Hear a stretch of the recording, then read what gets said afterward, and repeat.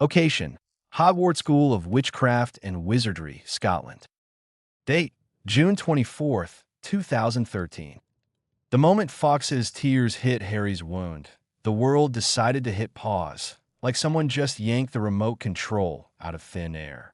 The basilisk's massive body sprawled on the floor, lifeless and grotesque, like a bad birthday gift no one wanted. Meanwhile, Tom Riddle's ghostly figure evaporated into the air like smoke after a candle gets blown out. But Harry? Harry wasn't paying attention to any of that. There was something way more important going on inside him. Something that made him feel like he was being hit by a magical storm. Except this time, he was both the lightning and the thunder. Alrighty. The tears were warm, but it wasn't a soothing kind of warmth. It was more like someone lit a fire inside him and then decided to throw a bucket of acid on it for fun. It mixed with the venom in his blood, the nasty stuff that had been part of his life since the whole Voldemort tried to kill me as a baby thing, and the dark magic from his scar that never seemed to go away. It was like his body was a chemical experiment gone wrong. Harry's scar flared with pain, like someone was trying to punch through his skull with a sledgehammer. His vision went blurry, and his muscles tensed so hard he thought his bones might snap. This wasn't just healing. No, this felt more like a transformation. It was like his entire body was being pulled apart, stitched back together, then pulled apart again, all in the span of a few seconds. If he didn't know better, he'd think he was turning into a human firecracker. That happened. A flash of light, so bright Harry had to close his eyes, which was a problem because everything was so freaking bright he could have sworn he saw his own soul trying to crawl out of his body. The light wasn't gentle. It wasn't like a cute little glow from a nightlight.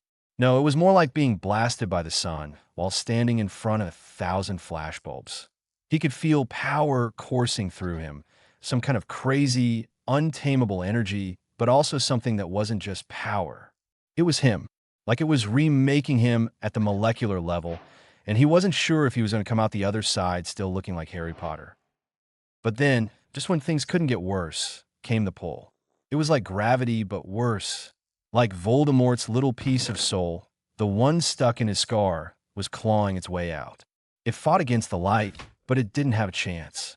Harry felt it try to escape, but instead of slipping away, it was sucked right back into the chaos inside him. He didn't know what to make of it. Was it gone? Was it part of him now? Harry wasn't sure, but he knew one thing. There was no turning back. Reality bent around him like a funhouse mirror. Colors melted together. The floor tilted. And then, bam, he was out cold. When Harry opened his eyes, or at least he thought he did, the first thing he saw was Ginny's face, which, if you were being honest, was probably the last thing he wanted to see after what had just happened. Her eyes were wide, panicked, and probably one shade away from end-of-the-world red. Harry? Harry, can you hear me? What's happening? She asked, clutching his shoulder like it was the only thing keeping him from floating away. Harry didn't know what to say. He wasn't sure he even knew where his body was at this point, let alone how to explain any of what had just gone down. I think I'm okay, he rasped, sounding like someone had dumped sandpaper at his throat. Just give me a sec. Ginny, however, wasn't having any of it. A sec? Harry, you look like you've been hit by a bludger, then dragged through a hedge backward, and then dropped off a cliff for fun. You glowed like a bloody Christmas tree. And she broke off, biting her lip, looking like she might start crying. And I thought you were going to... I didn't, Harry interrupted, but his weak smile probably wasn't helping his case. I'm still here. See? Still annoying you. Ginny didn't look like she was buying it. In fact, if looks could kill, Harry would have been down for the count. You're unbelievable. You know that? You scare the life out of me. Saving the day, almost getting yourself killed, and then acting like it's no big deal. You're worse than Fred and George. Worse. Harry managed a weak chuckle, wincing as it sent a bolt of pain through his chest. I'd say I'm at least a little more responsible. Yeah, right? Ginny muttered, her grip tightening as if she was trying to stop him from flying off into space. But you're okay now, right? Yeah, fine, Harry mumbled, his eyelids already drooping. You're okay. That's all that matters. Ginny, however, wasn't giving up. She grabbed his wrist with determination. You're not fine, Harry. And I'm not letting you off the hook that easy. We're getting out of here, and you're going straight to Madame Pomfrey, whether you like it or not." Harry gave her a tired look, the kind that only comes after someone's been through more weirdness than any person should have to handle in a single day. "All right, Ginny, you win," he muttered, letting the darkness take him. And with that, Ginny gave him a look that could have frozen lava. "You're damn right I do." Location: Xavier Institute for Higher Learning, Westchester County, New York. Date: June 24th, 2013. The Homo cerebro was like the low buzz of a dying bee, but Charles Xavier wasn't paying much attention to that. He was too busy getting hit with a mental wave so intense that it felt like someone had kicked his brain into overdrive. Sitting in his trusty wheelchair, he pressed his fingers to his temples, trying to ride out the tsunami of thoughts crashing into him. If you've never felt what it's like to sense the entire world's worth of mutant minds all at once, it's a lot like standing in the middle of a stadium full of people shouting at you while wearing a pair of noise-canceling headphones. Except this time, there was something new in the mix, a power that practically knocked him back in his seat. Before he could even process what was happening, the alarms went off. You know, the kind of alarms that make you wish you were anywhere, but in a building filled with teenagers who already think the place is an obstacle course. The red lights flooded the hallways like a scene out of Star Wars, if you replace the laser blasts with slightly less cool panic. Charles opened his eyes with the kind of urgency that made you think maybe you were dealing with an emergency, and not just a teenager skipping out on curfew. His voice rang out over the intercom. "Aurora, Logan to Cerebro. Now." No room for debate there. It was the kind of command that made you stop whatever you were doing and think, okay, this is definitely going to be one of those we could all die today kind of situations. A second later, the door to the chamber slid open, and in walked Aurora Monroe, aka Storm, looking like she just walked out of an action movie. Her hair was a whole thing on its own, all white and billowy like she just stepped out of a thunderstorm. Behind her was Logan, arms crossed, glaring like someone had stolen his last beer. He had that cigar sticking out of his mouth like he was in some sort of old Western movie, but with more grumbling and less horseback riding. "You better have a good reason for this, Chuck," Logan growled, smoke trailing from his cigar like it had somewhere better to be. "I was about to kick back and enjoy some downtime. Now I've got alarms blaring in my face like it's New Year's Eve." "Logan," Aurora's voice cut through his grumbling, cool and calm.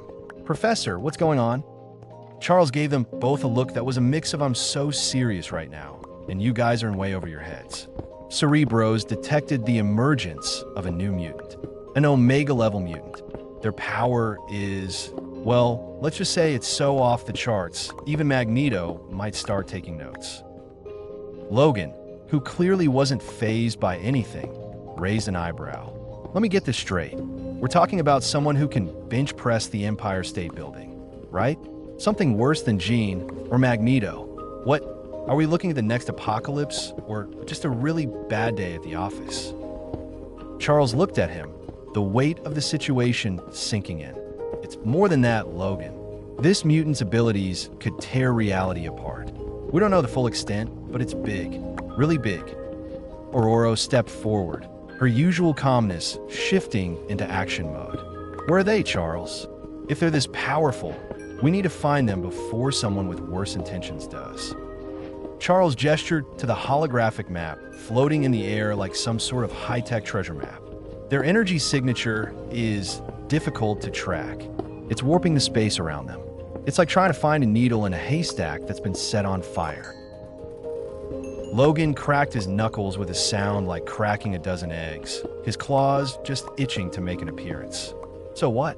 We're supposed to play babysitter to some kid with superpowers they don't even know how to use? Sounds like fun." "This isn't about babysitting," Charles said, his voice softening, but still serious. "This is about making sure they don't destroy themselves or the world. They need guidance, protection, and most of all, they need to know they're not alone." Aurora gave Charles a reassuring smile, her hand resting on his shoulder. "We'll find them, Professor. We'll bring them here, where they can learn how to control their powers. They deserve that chance." Logan, who was clearly not in the mood for emotional speeches, shoved his cigar back between his teeth. Safe? Well, I hope this kid doesn't blow up the place before they figure it out. But fine, I'm in. Just don't ask me to hold hands and sing Kumbaya. Charles cracked a small smile. Wouldn't dream of it, Logan. But remember, this isn't just about us. It's about the future of all mutants. Logan rolled his eyes, but there was no mistaking the serious tone beneath his sarcasm. Yeah. Save the world, save the kid, blah, blah, blah. Just tell me when we're going. Aurora smiled, her gaze shifting to Charles before giving him a quiet nod. We'll handle this, Professor. Together. Charles nodded. Then go. Time is of the essence. And be careful. This mutant may not understand what they've become. Logan grinned, his usual cocky smirk back in place. Careful? Chuck, that's my middle name. Aurora, ever the voice of reason, shot him a side eye. I thought it was trouble. Logan chuckled. Depends on the day. With that, the pair turned to leave, but not before Logan threw one last glance over his shoulder. You sure you don't need me to bring the kid a teddy bear? Or a welcome to the X-Men t-shirt? I mean, I could just see them freaking out when they find out they've got enough power to turn the world upside down. As the door slid shut behind them, Charles turned back to the Cerebro console, his fingers tapping lightly on the controls. Somewhere out there, a mutant was awakening, a power unlike anything they'd ever faced. And the clock was ticking. He only hoped they weren't too late. The world, along with all of its problems, was holding its breath. So was Charles Xavier. The hospital wing was as quiet as a haunted house, which made the sound of Madame Pomfrey's footsteps echo like someone playing a particularly creepy game of hopscotch. Harry blinked his eyes open, not sure if he was still dreaming or if he'd been knocked out by a really intense game of wizard chess. His head felt like it had been stuffed with cotton balls, and his limbs were more sluggish than a giant on a lazy Sunday afternoon.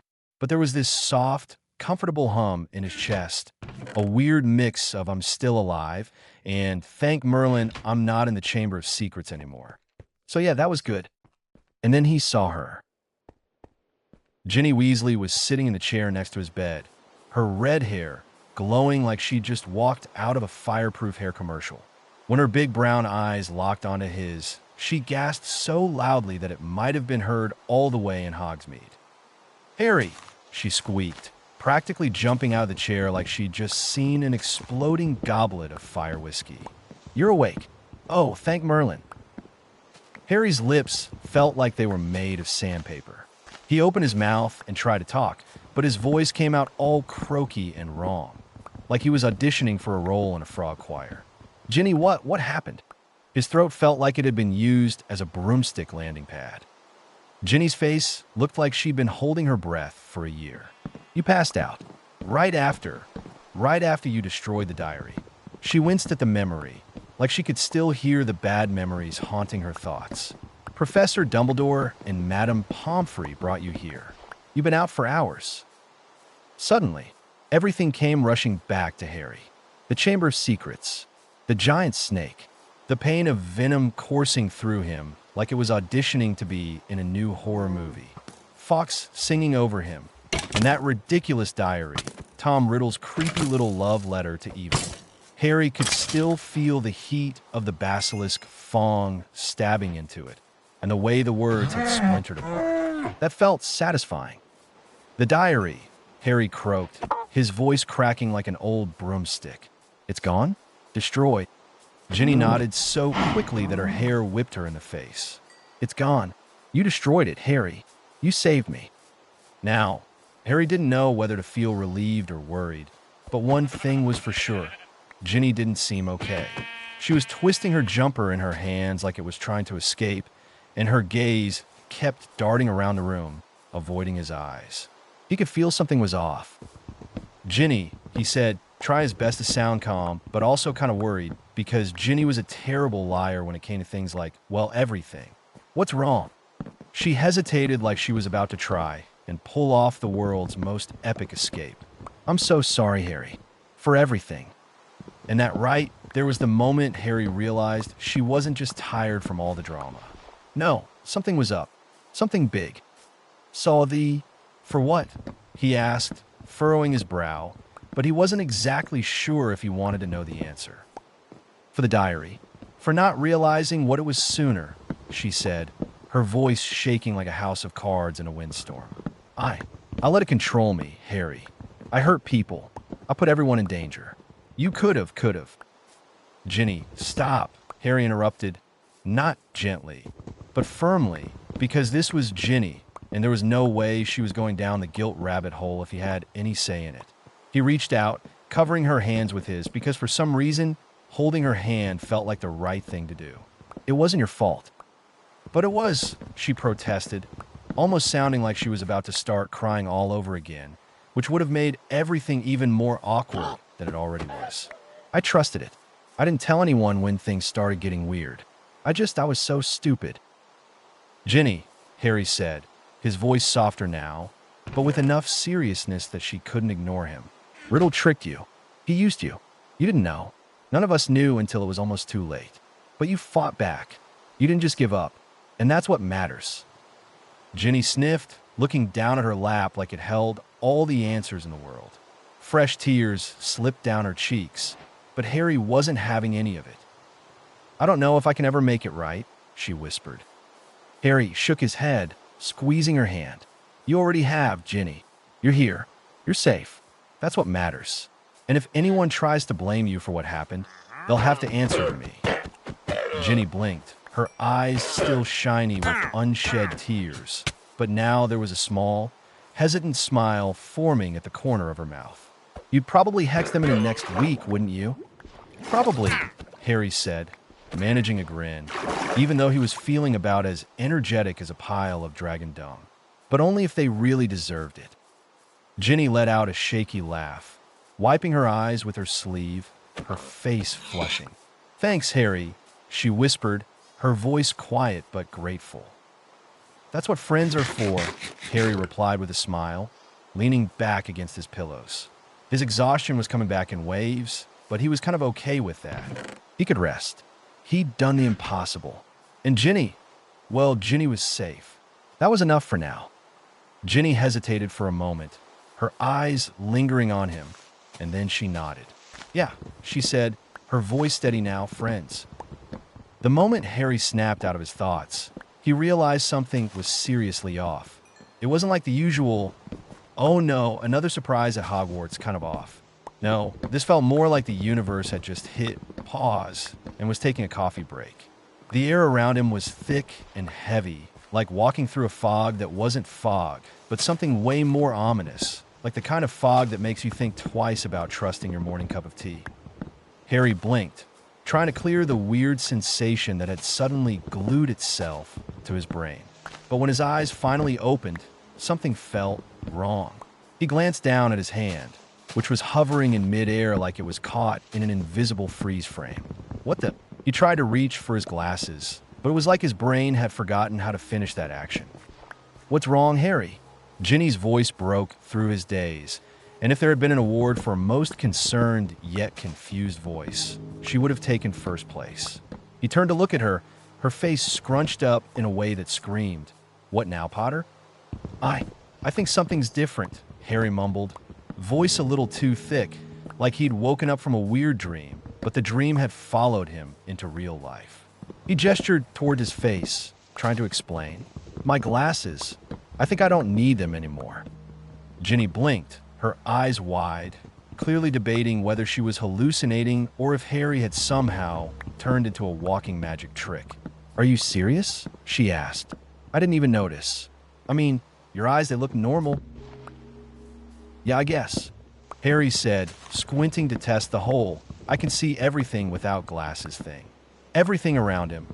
Every little detail, like the grains in the wood of his bedpost or the way the light flickered from the candles, was sharp and crystal clear, almost unnervingly so. It was like someone had turned on the high-definition setting for his entire world.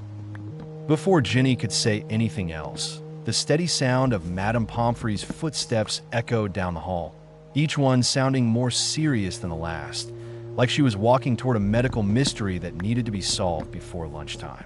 When she entered, her eyes instantly locked onto Harry, her gaze sharp, calculating, like a hawk that had just spotted its prey, except, in a very professional and not at all threatening way. "Mr. Potter," she said, as if she'd encountered every strange ailment Hogwarts could throw at her. "But this was new. Did I hear you correctly? You no longer require your glasses." Harry nodded, still not fully trusting his own senses. "Yeah, Madame Pomfrey. I'm not sure how, but everything's clearer now. It's like someone flicked a switch or something." Madame Pomfrey's eyebrow arched as she observed him, as if Harry had just announced he could juggle flaming swords while riding a hippogriff. "Interesting."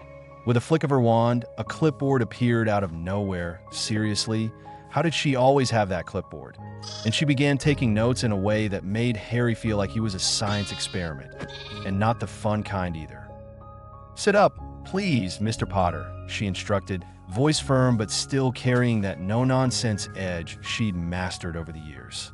Harry complied, sitting up straighter than he probably had all day, still trying to figure out what in the wizarding world was going on. The room suddenly hummed with a strange magic, and Harry couldn't help but feel like he was at the center of some mystical science experiment. As Madame Pomfrey's wand traced patterns in the air, Harry felt a pressure in his chest, like something was being pulled and probed in his very core. But there was no pain, just a weird sensation, like he was being examined by the universe itself. After what felt like an eternity of magical humming and glowing light, Madame Pomfrey stepped back, her expression equal parts intrigued and, "I'm thinking of something important, but I'll still look mysterious while doing it." She cleared her throat. "Well, Mr. Potter, I can find no physical explanation for this sudden change in your vision. It appears to be magical in nature. Fascinating, really. A transformation, perhaps, or a sudden awakening of dormant power." Harry blinked. Power? That's when the 1,000 questions about the Chamber of Secrets, his random bouts of weirdness, and all the other mysteries of his life flooded his brain. Had something from the chamber triggered this? Was this some long-lost Potter family curse? Or was he just cursed with more weirdness, because why not? Before Harry could spiral too far into his mental panic attack, Madame Pomfrey, ever the practical one, raised a finger. "For now, Mr. Potter, I suggest you rest. Time will tell if this change persists, but I'd advise caution. If you start sprouting wings or something equally inconvenient, you come straight to me. Immediately." Harry just stared at her for a moment. Sprouting wings? What was he, a bird? As Madame Pomfrey left the room, her gaze still sharp but somehow more amused than anything else, she gave him one final piece of advice. "Don't get too used to this new vision of yours. Hogwarts is full of surprises, after all, and you, Mr. Potter, seem to be the biggest one of all." When the door clicked shut, Harry let out a breath he didn't realize he'd been holding. He turned to Ginny, whose eyes were wide, 1,000 unspoken questions floating in the air between them. "You okay?" she asked softly. "I think so," Harry said, trying to sound more certain than he felt. "But honestly, I don't think I'll ever get used to this place. Hogwarts really knows how to keep things interesting, doesn't it?" Ginny smiled, her eyes softening, but there was still a hint of worry there. "Yeah, well, if anyone can handle it, it's you, Harry." And Harry, for the first time in a while, believed her. Maybe he could handle it. But one thing was certain: life at Hogwarts would never be boring. Harry couldn't shake the feeling that something was wrong. After Madame Pomfrey's little announcement about his eyesight suddenly working perfectly, the air in the room seemed to thicken, like someone had cast a spell to turn the place into a pressure cooker.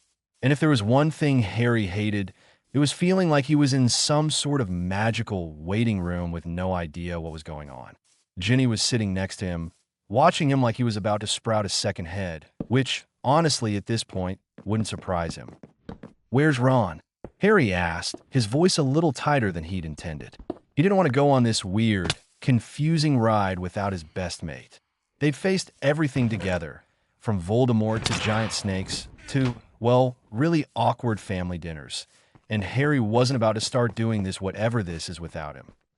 Madame Pomfrey, who was currently fussing with a bottle of something green and slimy, because that's just what you need when you're already in the middle of a mystery, right? Paused and looked up like she'd just heard the most peculiar question in the world. "Mr. Weasley," she said, as if he were the subject of some famous case study, "is in the headmaster's office with Professor Dumbledore and his parents." Well, that was suspicious. The way she said it made Harry's gut do a weird twist, like he was the only one who didn't have the full picture. He wanted to ask more, but instead, he just let out an irritated grunt. Of course, Ron was in some important meeting with Dumbledore while he was left to deal with whatever was going on with him. Classic. "Great," Harry muttered, slouching down a little deeper into his bed. "Another meeting where I'm the last to know anything. Perfect." Ginny squeezed his hand, a small but solid gesture that told him, "I got your back," without saying it out loud. It was like she was a built-in shield against his ever-growing frustration. He felt a little of the tension in his chest ease up. A little. "Don't worry, Harry," Ginny said, her voice a soft but firm anchor in the sea of his racing thoughts. "You'll figure it out. You always do." She was right. Of course she was right. But this was different. There was something about his eyesight changing overnight, and the weirdness in the air, and the fact that Ron was stuck in a meeting while the world seemed to be slowly tilting sideways. Harry turned to Madame Pomfrey, who was giving him that look again, the kind that said she knew something he didn't, but wasn't going to spill the beans. Honestly, it was a miracle she didn't have her own secret vault full of stuff Harry should know, but doesn't yet. "What's going on, Madame Pomfrey?" Harry asked, trying to sound more confident than he felt. "Why does it feel like the world is holding its breath? Everything's different." Madame Pomfrey didn't flinch. She just stared at him with those hawk-like eyes of hers. It was almost like she could see through him, as if he were an open book, but one of those books that you kind of hoped didn't have a return policy. "I'm not sure, Mr. Potter," she said slowly, like she was trying to puzzle out the words that wouldn't break the entire world open. "But I suspect something beyond ordinary magic is at play." Great. That's just what Harry needed. He didn't know whether to be terrified or intrigued by the idea of something beyond ordinary magic. But judging by the way his stomach did that weird flip, he was leaning more toward terrified. As for the rest of her words, they kind of hung in the air, like she had an entire book of things she wanted to tell him, but was keeping it locked up in her vault of secrets. Harry could practically hear the "don't worry about them, worry about yourself" message that was left unsaid. Ginny squeezed his hand again, her smile small but reassuring. "We'll figure it out, Harry. Whatever it is, we'll face it together." And that was the thing. No matter how messed up things got, Harry had Ginny. She always seemed to know the right thing to say, like she had a special Harry Potter manual she pulled from when he was being an idiot. He smiled back, though his mind was still racing with questions. "Yeah, you're right," Harry said, trying to find that confident spark inside him. "We've faced worse. We'll get through this too." Madame Pomfrey, looking like she had just won some silent battle with herself, finally spoke up again, as if Harry's talk of heroics had been enough to make her deliver a bit of a warning. "I suggest you rest, Mr. Potter," she said, with that wry smile that only she could pull off. "And don't go running off to test your newfound vision on anything dangerous. The last thing I need is another Harry Potter special injury." Harry couldn't help it. He snorted. It was true. He had a tendency to throw himself into dangerous situations without thinking. He gave her a mock salute. "Don't worry, Madame Pomfrey. I'll leave the heroics to someone else for a change." "Good," she said, with a grin that was too knowing for her own good. "For once, I'd like to be the one to patch you up before your next adventure." As she left the room, Ginny remained, her steady presence next to him. The mystery of his eyesight, the strange weight of the room, the unspoken secrets, and Ron's mysterious meeting all swirled in Harry's mind. But with Ginny at his side, maybe it wouldn't be so bad. He wasn't alone in this. Not yet, anyway. And maybe that was the one thing he needed to hold on to for now. Harry's heart was doing this weird, nervous tap dance in his chest as he turned back to Madame Pomfrey. There was this constant buzzing in his head that said, "You need to see Hermione right now." It was like the universe had decided to prank him by throwing him into another high-stakes situation. Honestly, could a guy just have one normal day at Hogwarts without feeling like his life was on the line? Madame Pomfrey, he said, trying not to sound too much like a needy puppy, even though he totally felt like one. Can I see Hermione? Madame Pomfrey gave him that look, the one adults use when they're trying to be calm, but it's basically a big flashing sign that says, I'm going to tell you something important, but don't freak out, okay? Her smile was soft but firm. You know, the kind of smile that says, I know more than I'm letting on, but I'll spare you for now.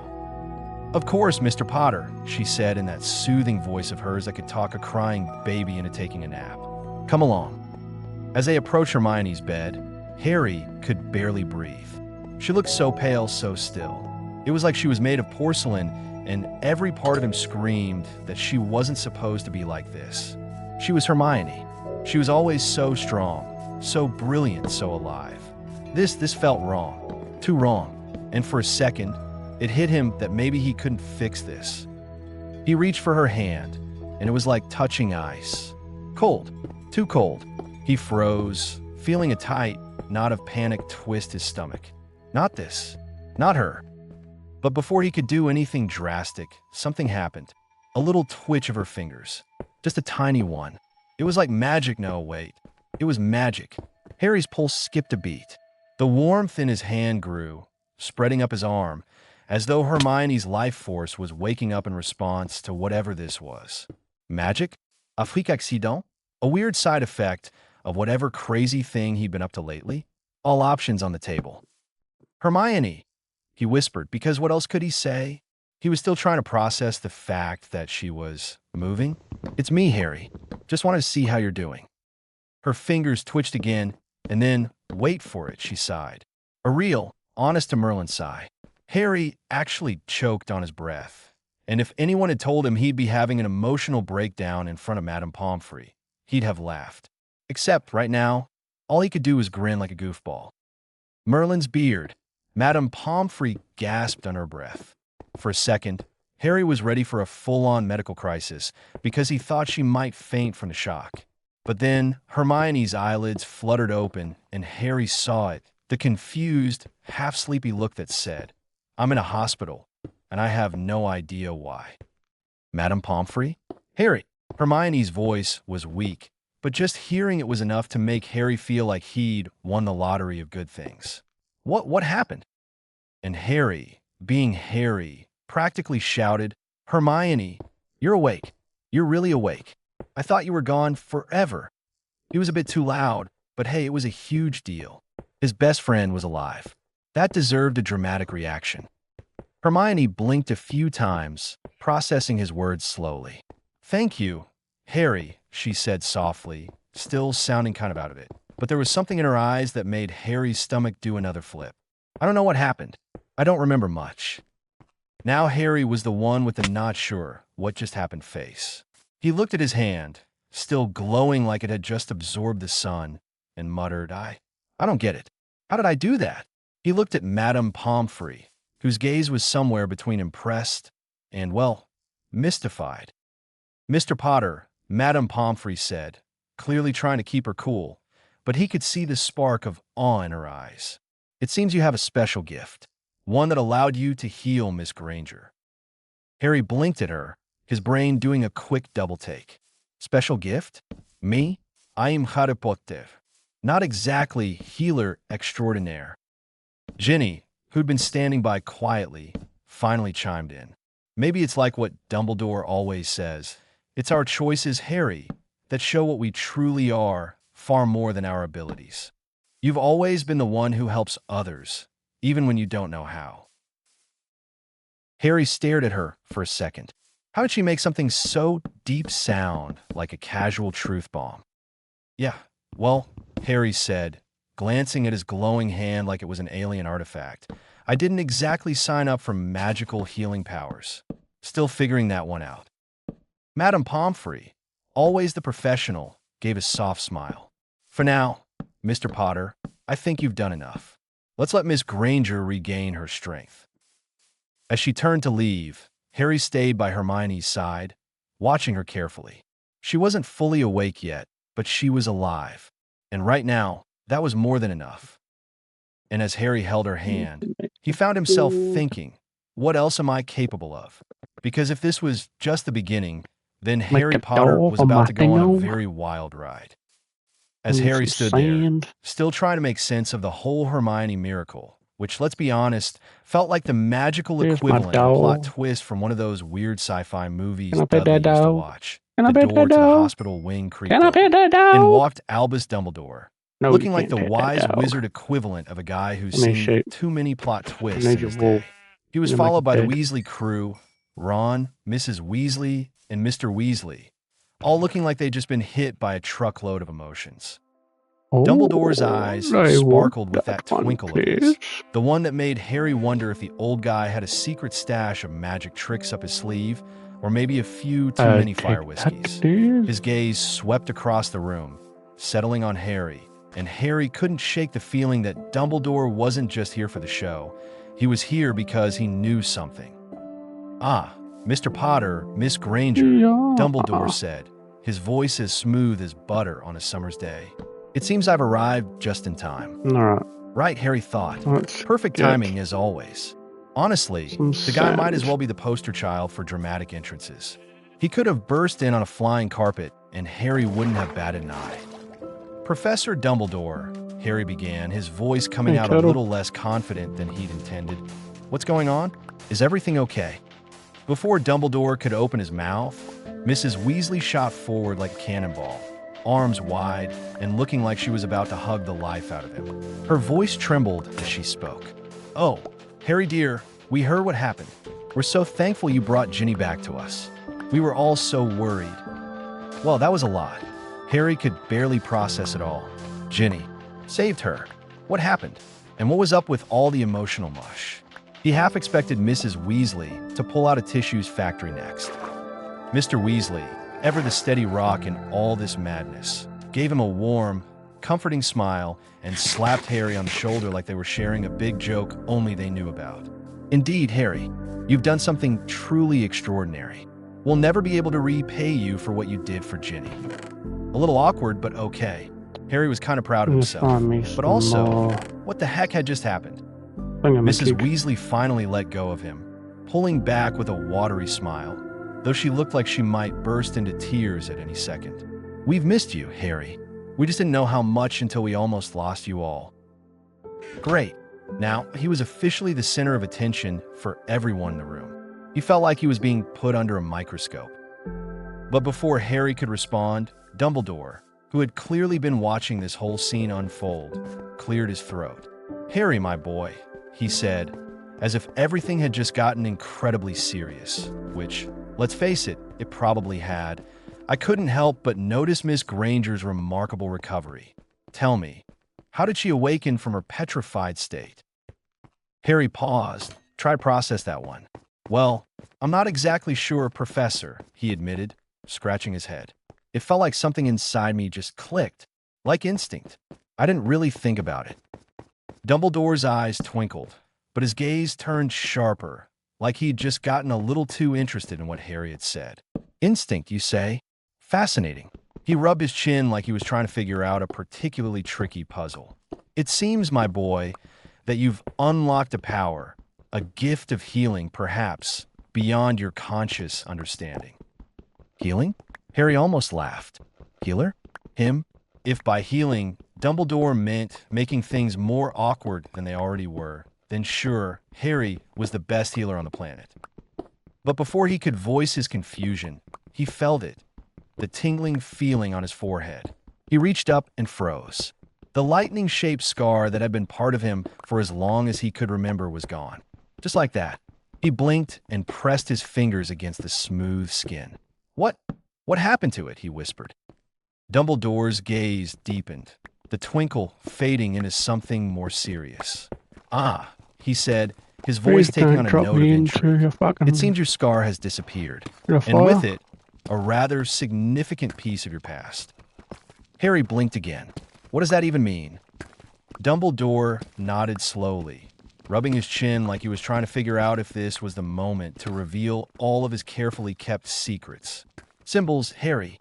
Scars, markings, they're representations of something deeper. And now, your scar has faded, like a shadow that's been cast aside. Harry's head was officially spinning. So, what does that mean for me? Before Dumbledore could answer, Mrs. Weasley's brow furrowed with concern. Albus, what are you saying? Is Harry in danger? Not danger, Molly. Dumbledore reassured, his voice gentle but firm. But a journey of discovery. These changes Harry is undergoing might require a guide.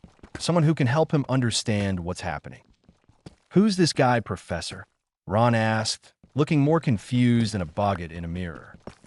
Dumbledore gave a smile that was both knowing and reassuring. A colleague of mine. Someone who runs a school, though it's a bit different from our own. A place where individuals with unique talents are trained. His name is Professor Charles Xavier. The room went quiet. Harry's heart skipped a beat. Chevalier. Who is that?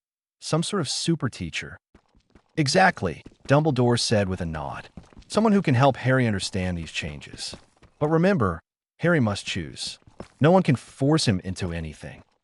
As Dumbledore's words echoed in the room, Harry felt a tug of uncertainty.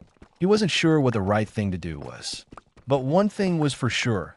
His life had just gone from weird to what the heck is even going on right now. At Xavier's School for Gifted Youngsters, Charles Xavier was having a quiet day, if you could call it that. I mean, when you run a school for kids who can bend reality with their minds or shoot lasers out of their eyeballs, quiet is a relative term.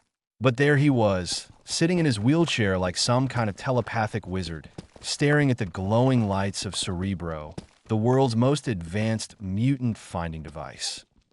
Cerebro was no regular machine. Think of it like a souped-up metal detector, but instead of gold, it found mutants. Except this one had a bit of a magic trick up its sleeve. You know, the kind of magic that would make wizards blush. Xavier's hands rested on the controls, and his mind drifted outwards, feeling for that telltale hum of a mutant somewhere in the world. It was like fishing with your thoughts, except there was no bait, and the fish could read your mind. But today was different. There was something off about the mental waves crossing his path. Something that didn't quite feel like the usual mutant energy. Something that felt ancient. It was like a giant neon sign blinking, "Hey, check me out." But instead of saying mutant, it screamed magic. Not the good kind, either. The kind that could make Hogwarts look like a toddler's magic show. Xavier's eyebrows furrowed, and he pushed Cerebro's dial, honing in on the source. The school was named Hogwarts School of Witchcraft and Wizardry. Yeah, you heard that right. And it wasn't some imaginary place you'd find in a book. It was real, like way real. Xavier frowned, running through his mental Rolodex of all the strange, powerful things he'd encountered in his life. Mutants, cosmic energy, mutant wizard hybrids, and the occasional god. But this was new. This was a whole other level of weird. Albus, he thought, his voice carrying the weight of years spent chatting with someone who knew far too many secrets. I think it's time we caught up. There's something going on at Hogwarts that even my Cerebro is tripping over. Almost as if on cue, a mental voice, one that carried the kind of calming wisdom you only get after living for several centuries, flooded Xavier's thoughts. It was Albus Dumbledore, headmaster of Hogwarts, and yes, definitely the guy you want on your side when the fate of the world is on the line. Ah, Charles. Dumbledore's voice rang through Xavier's head like a warm cup of tea. How good to hear from you again. But I must admit, I did not expect this. What exactly is it that has piqued your interest this time? Xavier's focus sharpened. Albus, something's going on at Hogwarts. There's a student there, Harry Potter, and I can't quite figure it out. It's like he's not just a wizard, and he's definitely not just a mutant. His powers are something else entirely. It's almost like he has the potential to level up, and the universe might be giving him the cheat codes. This isn't just magic. It's something bigger. There was a moment of silence on Dumbledore's end, just long enough for Xavier to wonder if he'd fallen asleep mid-conversation, which, let's be honest, has probably happened a few times. Finally, Dumbledore responded with that comforting, cryptic tone that made you think he was in on some cosmic joke the rest of the world had missed. Ah yes, Harry Potter. I had wondered when you'd notice him. You see, Charles, he has been through, well, quite a few life-changing events recently. Powers that even I don't fully understand have begun to surface in him. And though I do not believe he poses a threat, I fear that he might be a danger to himself.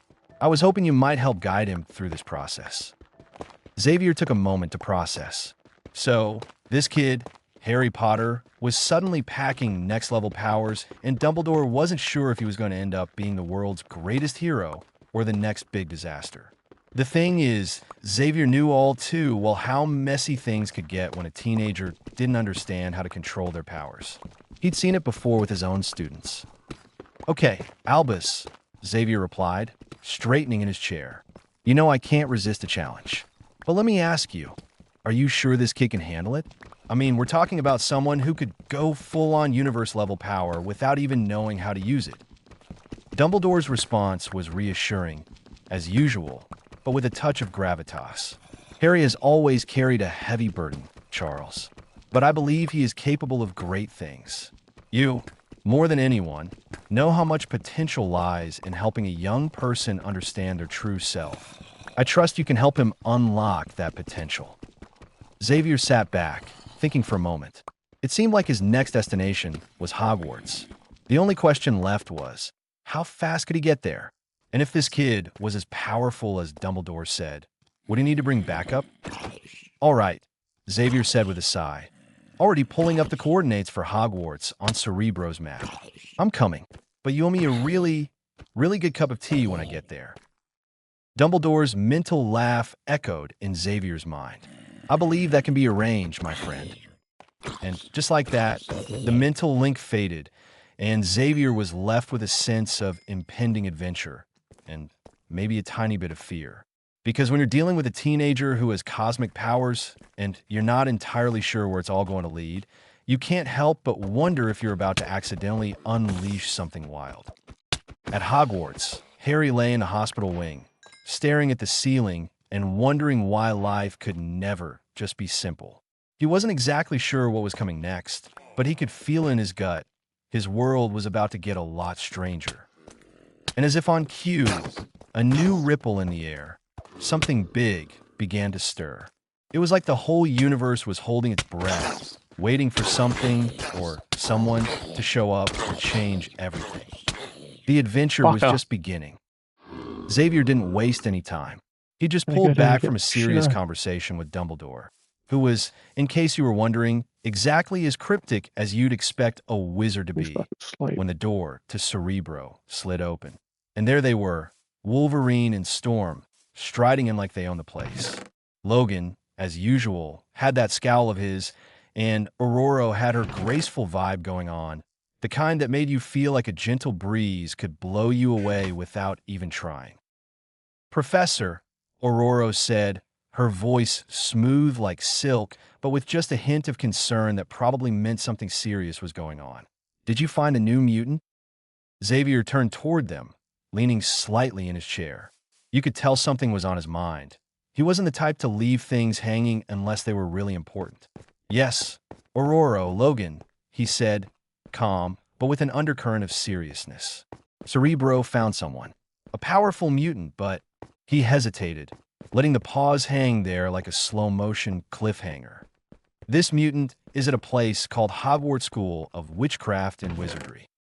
Logan's face immediately contorted into the kind of frown that made you think he was either about to punch someone or grumble about how much he hated the word wizardry. He pulled the cigar from his mouth, flicked it like he was annoyed, and looked at Xavier like he just said he was going to challenge a bear to a race. "Hogwarts? Is that like mutant summer camp or something? Another freak show for you to babysit?" Xavier Siga. This wasn't going to be as simple as get the kid and go. He ran a hand over his bald head. "It's not a mutant school, Logan. It's a place where people with magic, not mutations, are trained. A hidden world separate from ours, but one where magic rules instead of, well, this." He motioned vaguely at the world around them, like it was all a little too crazy for anyone to wrap their heads around. Aurora's expression shifted slightly. Genuine curiosity, but also a touch of disbelief. "Magic?" she echoed. as though she wasn't sure whether she was hearing about Hogwarts or some kind of secret island for wizards who couldn't stop pulling rabbits out of hats. That's unexpected. Logan grunted. Unexpected? Heck, at this point, magic, mutants, it's all the same to me. If this kid's in trouble, we're going in. No questions asked. He let his claws out with a menacing snick, tapping them against the chair like it was a drum solo. Xavier held up his hands in a calming gesture. "We will go, Logan," he said, voice steady. "But we need to be careful. Magic is not something we fully understand. And this kid, Harry Potter, he may have powers beyond anything we've ever seen. We need to guide him, not overwhelm him." Logan didn't seem to care much about the guidance part of the equation. He lit his cigar with a flick of his thumb, taking a long drag and letting the smoke curl around him like he was part of a noir film. Yeah, guide him. But if he's got the kind of power you're talking about, we're going to need to take a closer look. Who knows what kind of mess this Hogwarts place is hiding? Xavier exchanged a glance with Aurora. She was usually the one who played the voice of reason, but even she seemed a little unsure about this whole magic and mutants combo. "Charles, are you sure about this?" she asked, a note of concern creeping in her voice. "We don't know what kind of danger this could bring. Magic and mutants don't exactly mix well." Xavier met her gaze with that calm, wise expression that made him seem like he had all the answers. Whether he actually did or not was still up for debate. "I'm sure, but this Harry Potter, he's not just any mutant. His powers are growing quickly. If we don't help him now, he could lose control, and I don't think any of us want that." Aurora nodded, her eyes softening. "Then we'll go together." Logan's grin returned, all sharp edges and predatory charm. "Finally! I was getting bored just hanging out in the X-Mansion, looking for something to stab. Let's see what Hogwarts has to offer." He puffed out another cloud of smoke, like he was contemplating the idea of a wizard showdown. "I've got a feeling this kid's got more secrets than we know." Xavier smiled faintly, though it was clear he was still weighing the risks in his mind. "That's a certainty, Logan. But let's hope we can help him without making things worse for him or for us." With that, the trio made their way out of the room, moving toward whatever awaited them on the other side of the unknown. Logan's voice floated back to them as he puffed his cigar, no doubt already planning his next fight. "Cold beer and claws, Chuck. That's the kind of magic I like." Xavier's smile deepened just a little. "That's not quite the magic we're looking for, Logan." And with that, they stepped out into the hall, ready to face whatever chaos Hogwarts had waiting for them. Though, knowing Logan, it was probably going to involve a fight and a lot of bad jokes. Dumbledore's voice floated through the hospital wing like a cryptic puzzle wrapped in a riddle.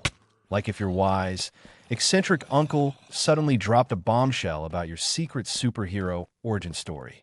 The kind of thing that made you instantly rethink every life choice you'd made up to this point. Classic Dumbledore. "Harry," he said, stretching out the name in that signature "I know something you" tone. "Why don't we step outside the hospital wing for a moment?" Harry nodded, still trying to process the fact that he was, apparently, a mutant. That was definitely not covered in the Hogwarts curriculum. He wasn't sure what was happening, but one thing was clear. He wasn't staying cooped up in this bed like some helpless muggle while students were being turned into magical statues. "Sure thing, Professor," he said, aiming for confidence, but landing somewhere between brave Gryffindor and nervous wreck. They stepped into the hallway, where Hogwarts, as usual, looked both ancient and oddly cozy, like a castle that secretly doubled as a grandparent house. Sunlight streamed through the high windows, casting long shadows across the stone floors, like the school itself was conspiring to keep secrets. Honestly, Harry wouldn't be surprised if the walls started whispering something like, "Watch out for that cupboard. It knows too much." Dumbledore stopped just outside the door, turning to face him. His robes shimmered in a way that suggested he either had a personal stylist from the Renaissance or a deep commitment to looking impossibly cool at all times. His eyes twinkled, but not in the usual wise and vaguely amused way. This twinkle had layers. This was the "I have a plan you're not ready for" kind of twinkle, the kind that made Harry nervous. "So, Harry," Dumbledore began, like he was about to share an old bedtime story.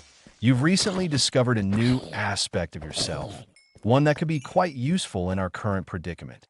He paused for effect, clearly waiting for Harry to piece together the dramatic reveal. Harry, still trying to remember how to function as a human after the hay. Surprise, you have powers. Moment just blinked at him. Dumbledore smiled, as if he'd expected that reaction.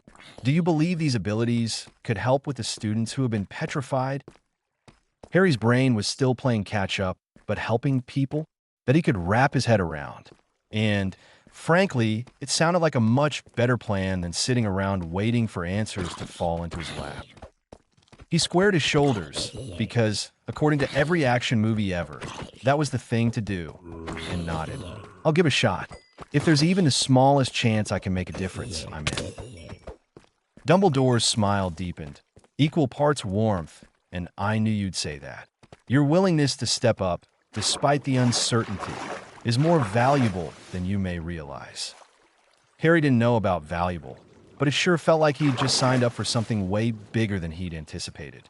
His stomach twisted slightly, half nerves, half this is going to get really weird. Dumbledore stepped back, his eyes gleaming now with something between amusement and plot twist ahead. Well then, he said, almost to himself, we should begin at once. The sooner we help those students, the sooner we can focus on what truly lies ahead. That set off a few alarm bells in Harry's brain. What truly lies ahead? Wasn't this already enough? Hogwarts was under attack. He'd just discovered he had mutant powers. And now Dumbledore was hinting at more? Seriously, was there a magic school student handbook that explained how to deal with this kind of thing? Still, he forced himself to stay cool. Well, cool adjacent. Let's get to it, he said, cracking his knuckles like he'd seen action heroes do before big battles. In reality, his fingers just made a very unimpressive popping sound. But hey, it was the effort that counted. Dumbledore's grin widened, the I know something yon't energy practically radiating off him now. This, Harry, he said, voice low and full of promise, is only the beginning. And just like that, they started down the hall, heading straight for whatever wild, magical, definitely going to get weirder adventure Hogwarts had in store. The hospital wing door creaked open, and in strode Lucius Malfoy like he was auditioning for the role of most dramatic entrance at a wizarding award show. His silvery robes billowed around him with that perfect, I'm here to ruin everyone's day flourish. If there was ever an award for walking into a room and making everyone uncomfortable without saying a word, Malfoy would have a trophy shelf full of them. Behind him, Dobby the house elf shuffled nervously, arms wrapped around himself like he was trying to hide from a world that had just gone sideways. Dumbledore, Malfoy drawled, and his voice had that special flavor of arrogance that made you want to roll your eyes. I didn't expect to find you here. I thought the Board of Governors had finally shown you the door. Dumbledore, who was sitting calmly at his desk like he'd been expecting this, didn't even flinch. He just looked up over his half-moon glasses with a twinkle in his eye that screamed, I know something you don't. Ah, Mr. Malfoy, he replied, voice smooth as butter, but with an edge that was just sharp enough to give you chills. It appears my departure was a bit premature. After a rather alarming incident with a student, I've been reinstated. You might say I'm back, like a bad penny. Malfoy's eyes narrowed, and he glanced around the room like it was covered in dragon droppings. A student, you say? How tragic. And what exactly happened to this student? A rather unfortunate kidnapping, Dumbledore replied, as if he were discussing the weather. Miss Ginny Weasley, to be precise. She's been returned to us, but the circumstances are troubling. At this, Malfoy's eyebrows shot up, a flicker of interest crossing his face like he was trying to figure out how much of this mess he could take credit for. Oh, and who, pray tell, was behind this unfortunate event? Dumbledore took a slow breath, his eyes darkening slightly, and the name fell from his lips like a thunderclap. Lord Voldemort. There was a pregnant pause, during which even Dobby froze in place, as if waiting for Malfoy to explode or for something to come crashing down. But Malfoy's expression didn't change. he simply let out a low chuckle, as if Dumbledore had just told him a joke he'd heard 1,000 times. A diary, Dumbledore continued, letting the word hang in the air like an unsolved mystery, infused with a fragment of his own soul. Malfoy, who'd been looking very smug just moments ago, suddenly looked like he'd swallowed something sour. "Really," he said, a little too casually. "How fascinating. And where, I wonder, could such an object come from?" "Perhaps," Dumbledore said, leaning forward ever so slightly, "an old relic, one sold under the table? Perhaps one that has passed through many hands, some more careful than others." Malfoy's face twitched, and Harry, who had been listening quietly in the corner, decided it was time to speak up. He stood, clearing his throat and cutting through the tension like a sword through a freshly pressed shirt. "I think I might have a clue about how Ginny got that diary," Harry said, his voice unexpectedly steady. "At Flourish Blotts, Mr. Malfoy had a run-in with us. It's possible he slipped the diary into Ginny's cauldron." The room fell silent.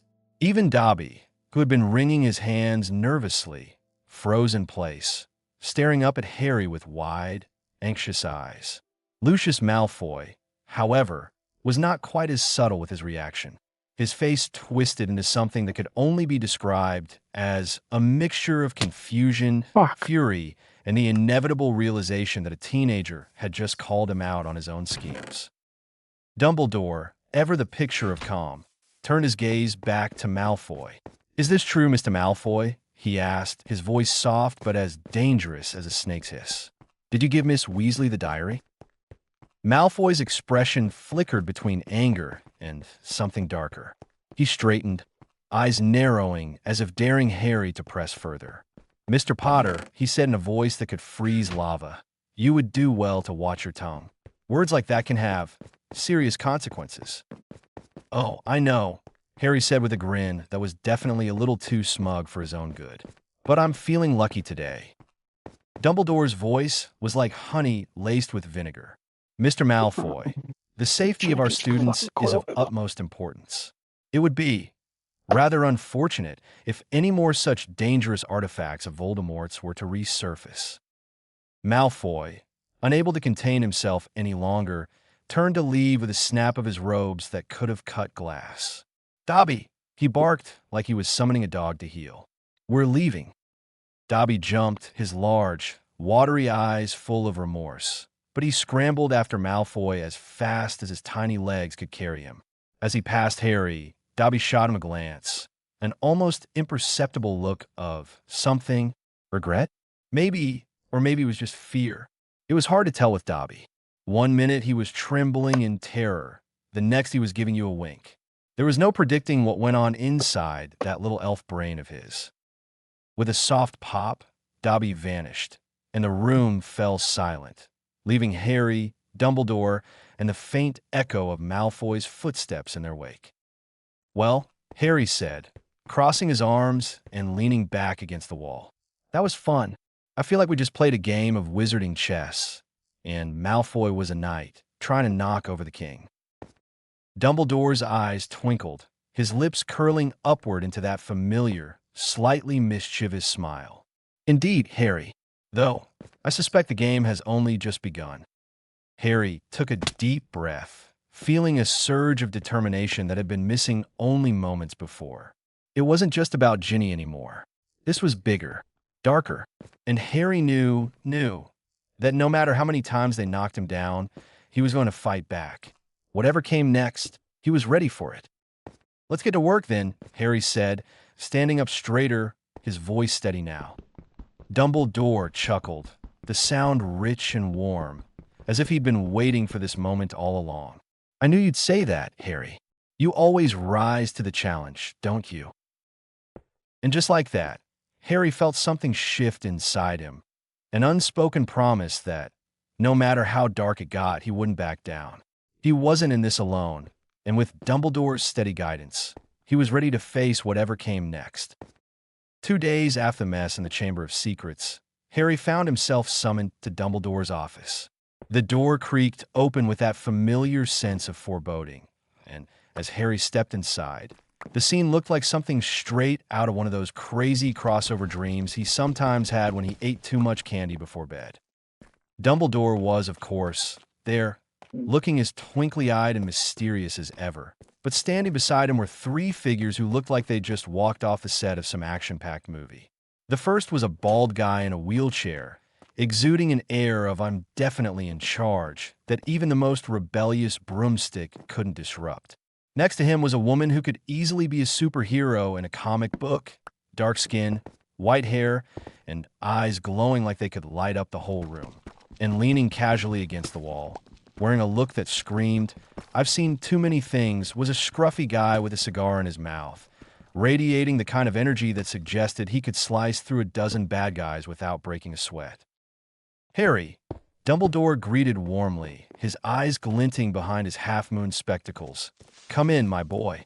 Meet our guests, Professor Charles Xavier, Miss Aurora Monroe, and Mr. James Howlett, whom most of us call Logan." Harry blinked, staring at them like he had just stepped into the middle of an X-Men movie. The woman with the glowing eyes offered him a small, serene smile.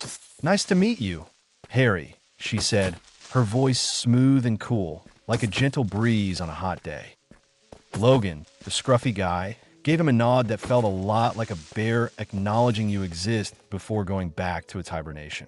"Hey, kid," he said in a gravelly voice that sounded like it had spent the last century roaring at bad guys. "Ready for some straight talk?" Harry, trying to look nonchalant and failing, nodded back. Nice to meet you," he muttered, still processing the fact that this whole situation felt more like a superhero comic than the Hogwarts he knew. Xavier, the calm, bald guy in a wheelchair, flashed a smile. "The pleasure is mine, Harry. We've heard quite a bit about your recent heroics," he said, his voice soothing, but carrying an authority that made Harry's nerves settle just a little. There was something about Xavier that just made you feel like everything would be okay, even when you were standing in front of people who could probably blast you with lightning or read your mind. Dumbledore gave a slight nod. "Charles, perhaps you could enlighten Harry on the matter at hand." Xavier cleared his throat and shifted into professor mode. "Harry," he began, the words coming out as smooth as butter. "I know this may sound like something from a wild adventure story, but there's something important you should know. In our world, there exists a gene called the X gene. It gives certain individuals extraordinary abilities. We call them mutants." Harry's eyes widened. "Wait, so you're saying I'm a mutant now?" "Xavier Nudda." "Exactly." Harry's mind went into overdrive.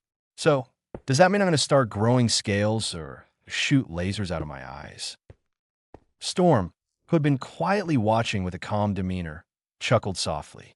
"No lasers, Harry," she said. "But we all have powers that reflect who we are at our core. Some of us control the weather. Some of us can heal from almost anything." Xavier gestured toward her. "This is Aurora Monroe, also known as Storm. She has the ability to control the weather. Thunderstorms, lightning, wind, you name it. She's one of the most powerful mutants I've ever known." Storm gave Harry a smile that could have melted glaciers. "It's a pleasure, Harry," she said, her voice as soft and soothing as the calm before a storm. Then Xavier turned his attention to Logan. "And this," he said with a slight twinkle in his eyes, "is Logan, otherwise known as Wolverine. He's got a healing factor that makes him nearly indestructible, retractable claws made of adamantium, and heightened senses. He's also one of the best fighters in the world." Logan grunted a greeting, taking a long drag of his cigar. "Nice to meet ya, bub," he said, flashing Harry a grin that made it pretty clear that he'd been in far too many life or death situations to be fazed by anything. "Hope you're ready for this roller coaster." "And me," Xavier continued, "I'm a telepath. I can read minds, influence thoughts, and communicate telepathically." He smiled gently. "Some call me Professor X." Harry, completely caught up in the whirlwind of mutants and superpowers, felt like he might explode from the excitement. This was a lot to process. A whole new world of powers and potential stretched out before him like a vast, unexplored landscape. "So, Professor," Harry said, leaning forward, his eyes gleaming with curiosity. What kind of powers do you think I'll have? Am I going to be making it rain like Storm or sprouting claws like Logan? Xavier smiled warmly, though his eyes held a hint of mystery. Ah, Harry, he said, his voice rich with amusement. The discovery of your powers is its own adventure. We all develop abilities in our own time and in our own way, but I can assure you that your journey will be unique. Harry, feeling like he was about to burst from excitement, nodded eagerly. He could already imagine what kind of epic powers he could have. Summoning lightning, maybe, or controlling wind. Who knew? But the possibilities were endless. Okay, but do I get a cool superhero name? Harry asked, his grin widening. I mean, I've got the whole Chosen One vibe going, but maybe something like Thunderbolt Potter or Lightning Boy sounds better. Xavier chuckled, his laughter rich and genuine. A name? HM? Well, that's a very personal choice. Some mutants choose names based on their powers, others just go with what feels right. But whatever you choose, Harry, it will be an important part of your journey. Logan puffed out a cloud of smoke and gave a lazy smile. As long as it's not something lame like the sparkle, I'm cool with it. He shot Harry a wink. Just don't try to be like me and name yourself after a body part. Wolverine? Really? Couldn't think of something more intimidating. Harry chuckled at the banter, feeling more and more at ease. Maybe his life wasn't about to be totally normal after all, but that didn't mean it wouldn't be incredible. I think I'll stick with something a bit cooler, Harry said, flashing his best grin. Maybe something that sounded a bit more heroic. And just like that, Harry realized this was only the beginning. The X-Men, mutants, and whatever powers he was about to get, it was all part of a world he had only just begun to understand. And for once, Harry didn't feel like he was out of his depth. He was ready for the adventure. And who knew? Maybe one day he'd get his own superhero name. But until then, he'd settle for just being Harry Potter, the mutant with the coolest crew around. The air in Dumbledore's office was thick with anticipation, kind of like the feeling right before you're about to take a giant leap of faith, except without the whole faith part. More like the, you really don't know what's about to happen, but you're going to dive in anyway kind of vibe. Yeah, that one. Dumbledore, who looked like the world's wisest grandpa with a side of secretive mystery, broke the silence with his usual brand of gravitas. Harry, he said, his voice smooth and deliberate. I believe it would be enlightening to revisit your memories from the Chamber of Secrets. Now, you'd think Harry would have been used to weird stuff by now, being a mutant wizard, almost dying in various gruesome ways, fighting a giant snake. But nope. The whole revisit your memories thing still felt like stepping into one of those old-timey black and white movies. Not exactly reassuring. What kind of memories are we talking about, Professor? Harry asked, already bracing himself for something weird. At this point, he was pretty sure Dumbledore could pull out a flying unicorn, and it wouldn't faze him too much. Dumbledore smiled that knowing smile of his, the one that makes you think he's either about to give you a heartwarming speech or reveal that he's secretly the head of an international spy network. The kind that may hold the answers you seek about your emerging powers, he said, gesturing to an ancient wooden cabinet in the corner like it was the gateway to Narnia. Come, let me show you. The suspense was enough to make Harry feel like he was about to be dropped into a pool of cold water. Except, in this case, the pool was full of answers that probably wouldn't be very simple. When Dumbledore opened the cabinet, Harry couldn't help the gasp that escaped him. Inside, glowing with the kind of light that might be a direct result of a wizarding power-up, was a pensieve. Not just any pensieve either, but a shimmering, ethereal one that looked like it had been borrowed directly from the stars.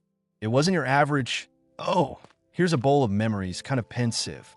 This thing practically hummed with magic, and Harry felt like he was looking into the heart of the universe itself.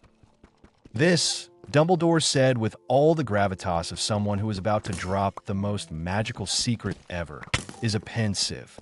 It allows us to relive memories as though we are living them once more.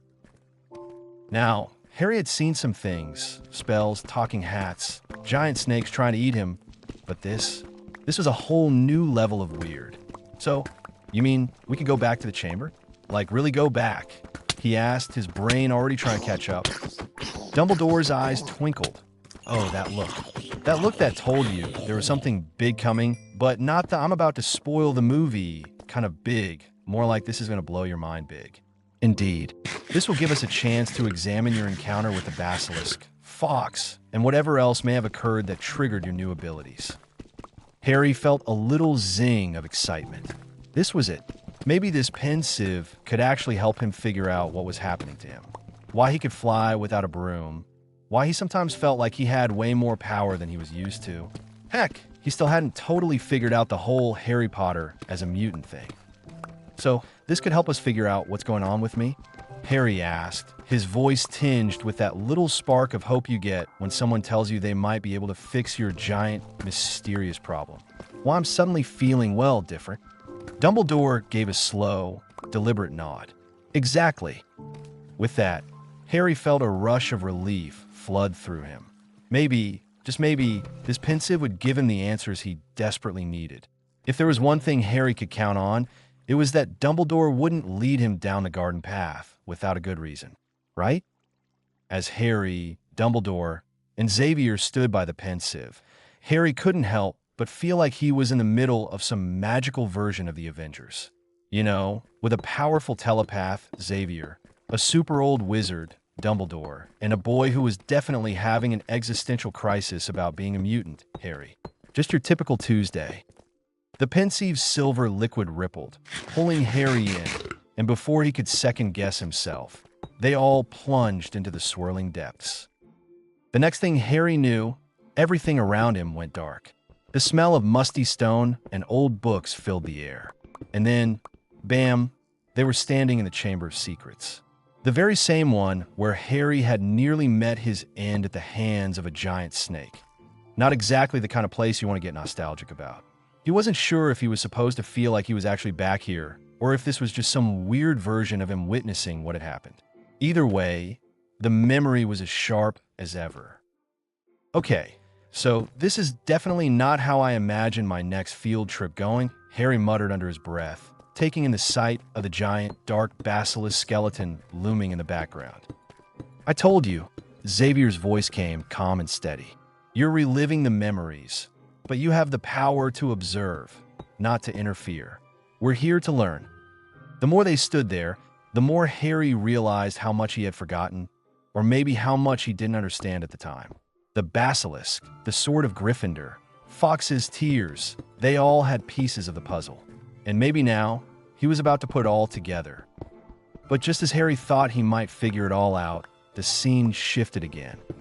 Here it comes, Harry muttered, barely able to contain his excitement. Let's see what happens next. And just like that, everything started to move.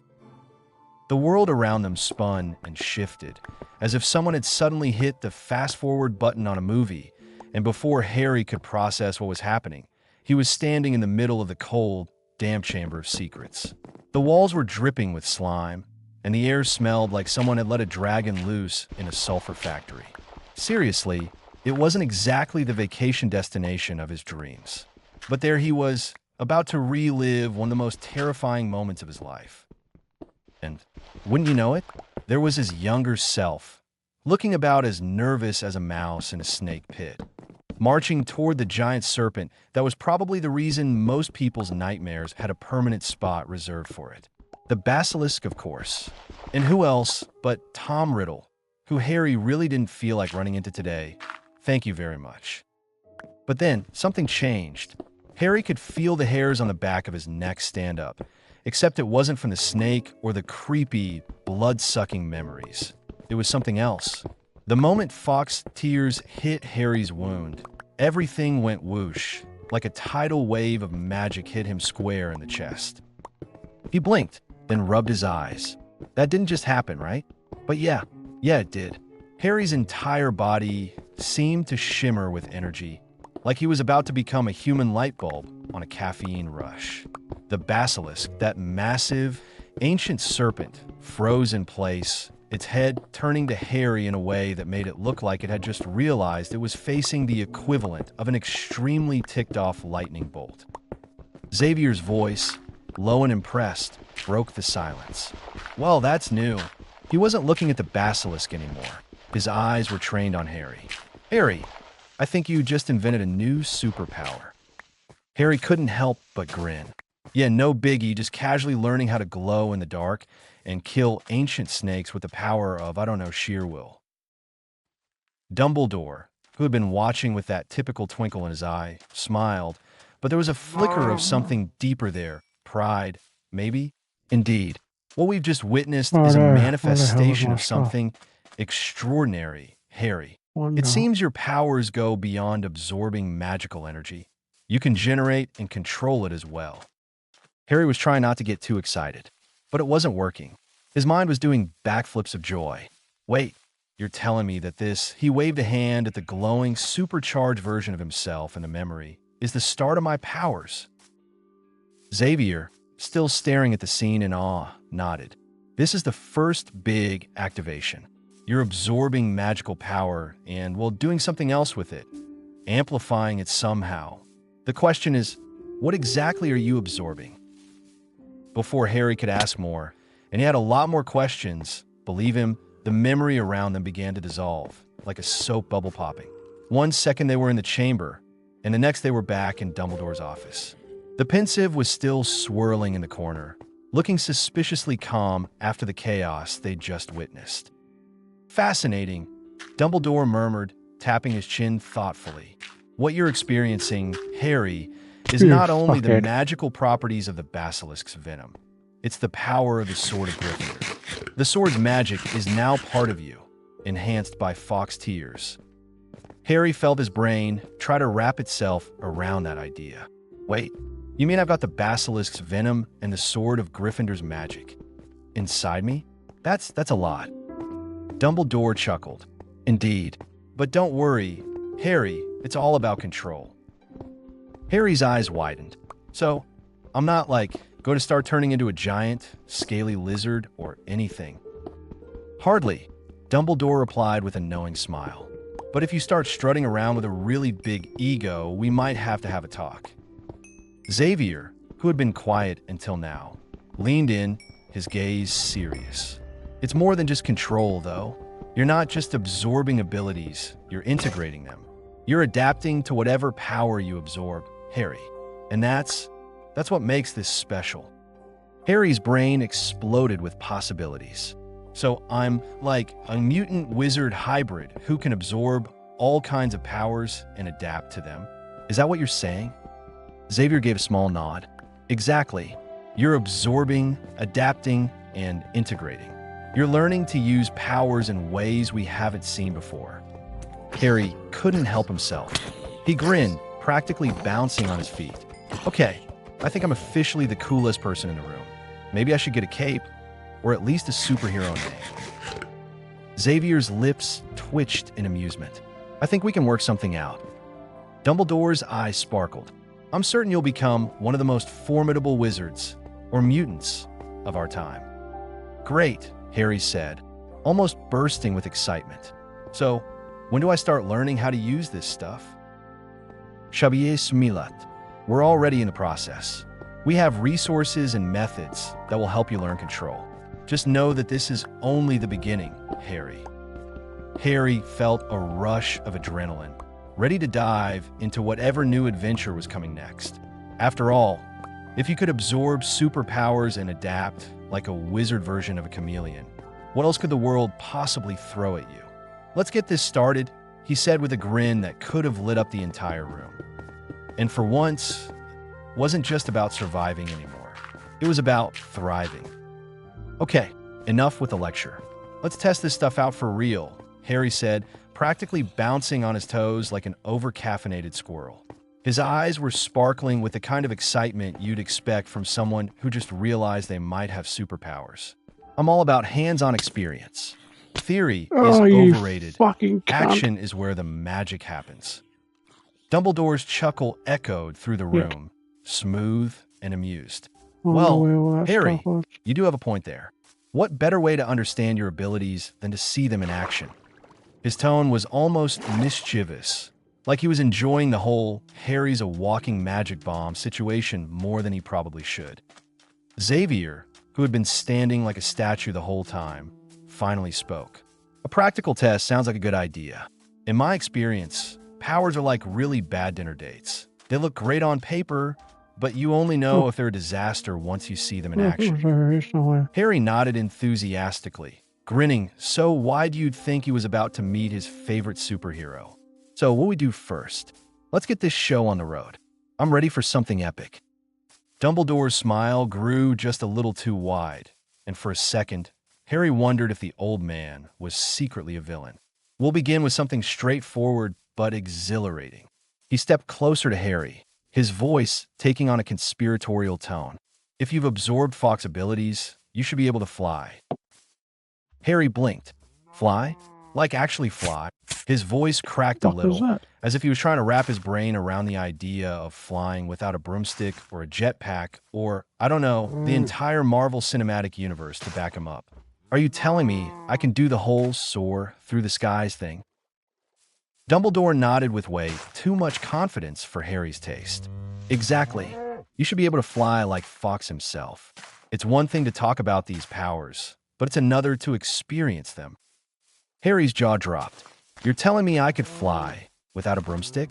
No flying lessons involved. He was practically giddy. This was a real superpower. Not the kind of thing you learn by doing a weird spell or getting a gift card to the magic store. This was the real deal. Indeed, Dumbledore affirmed, grinning like a kid in a candy store. If you truly absorbed Fawkes' essence, it's a matter of unlocking that ability. The skies await Harry. Xavier, who had been silently observing the exchange like a mystic figure in a soap opera, chimed in with his usual calm wisdom. This is exactly what we need, Harry. Theory is good for tests, but the field, that's where the magic happens. Harry felt like his heart had started racing in time with the music from an action movie. Let's do it.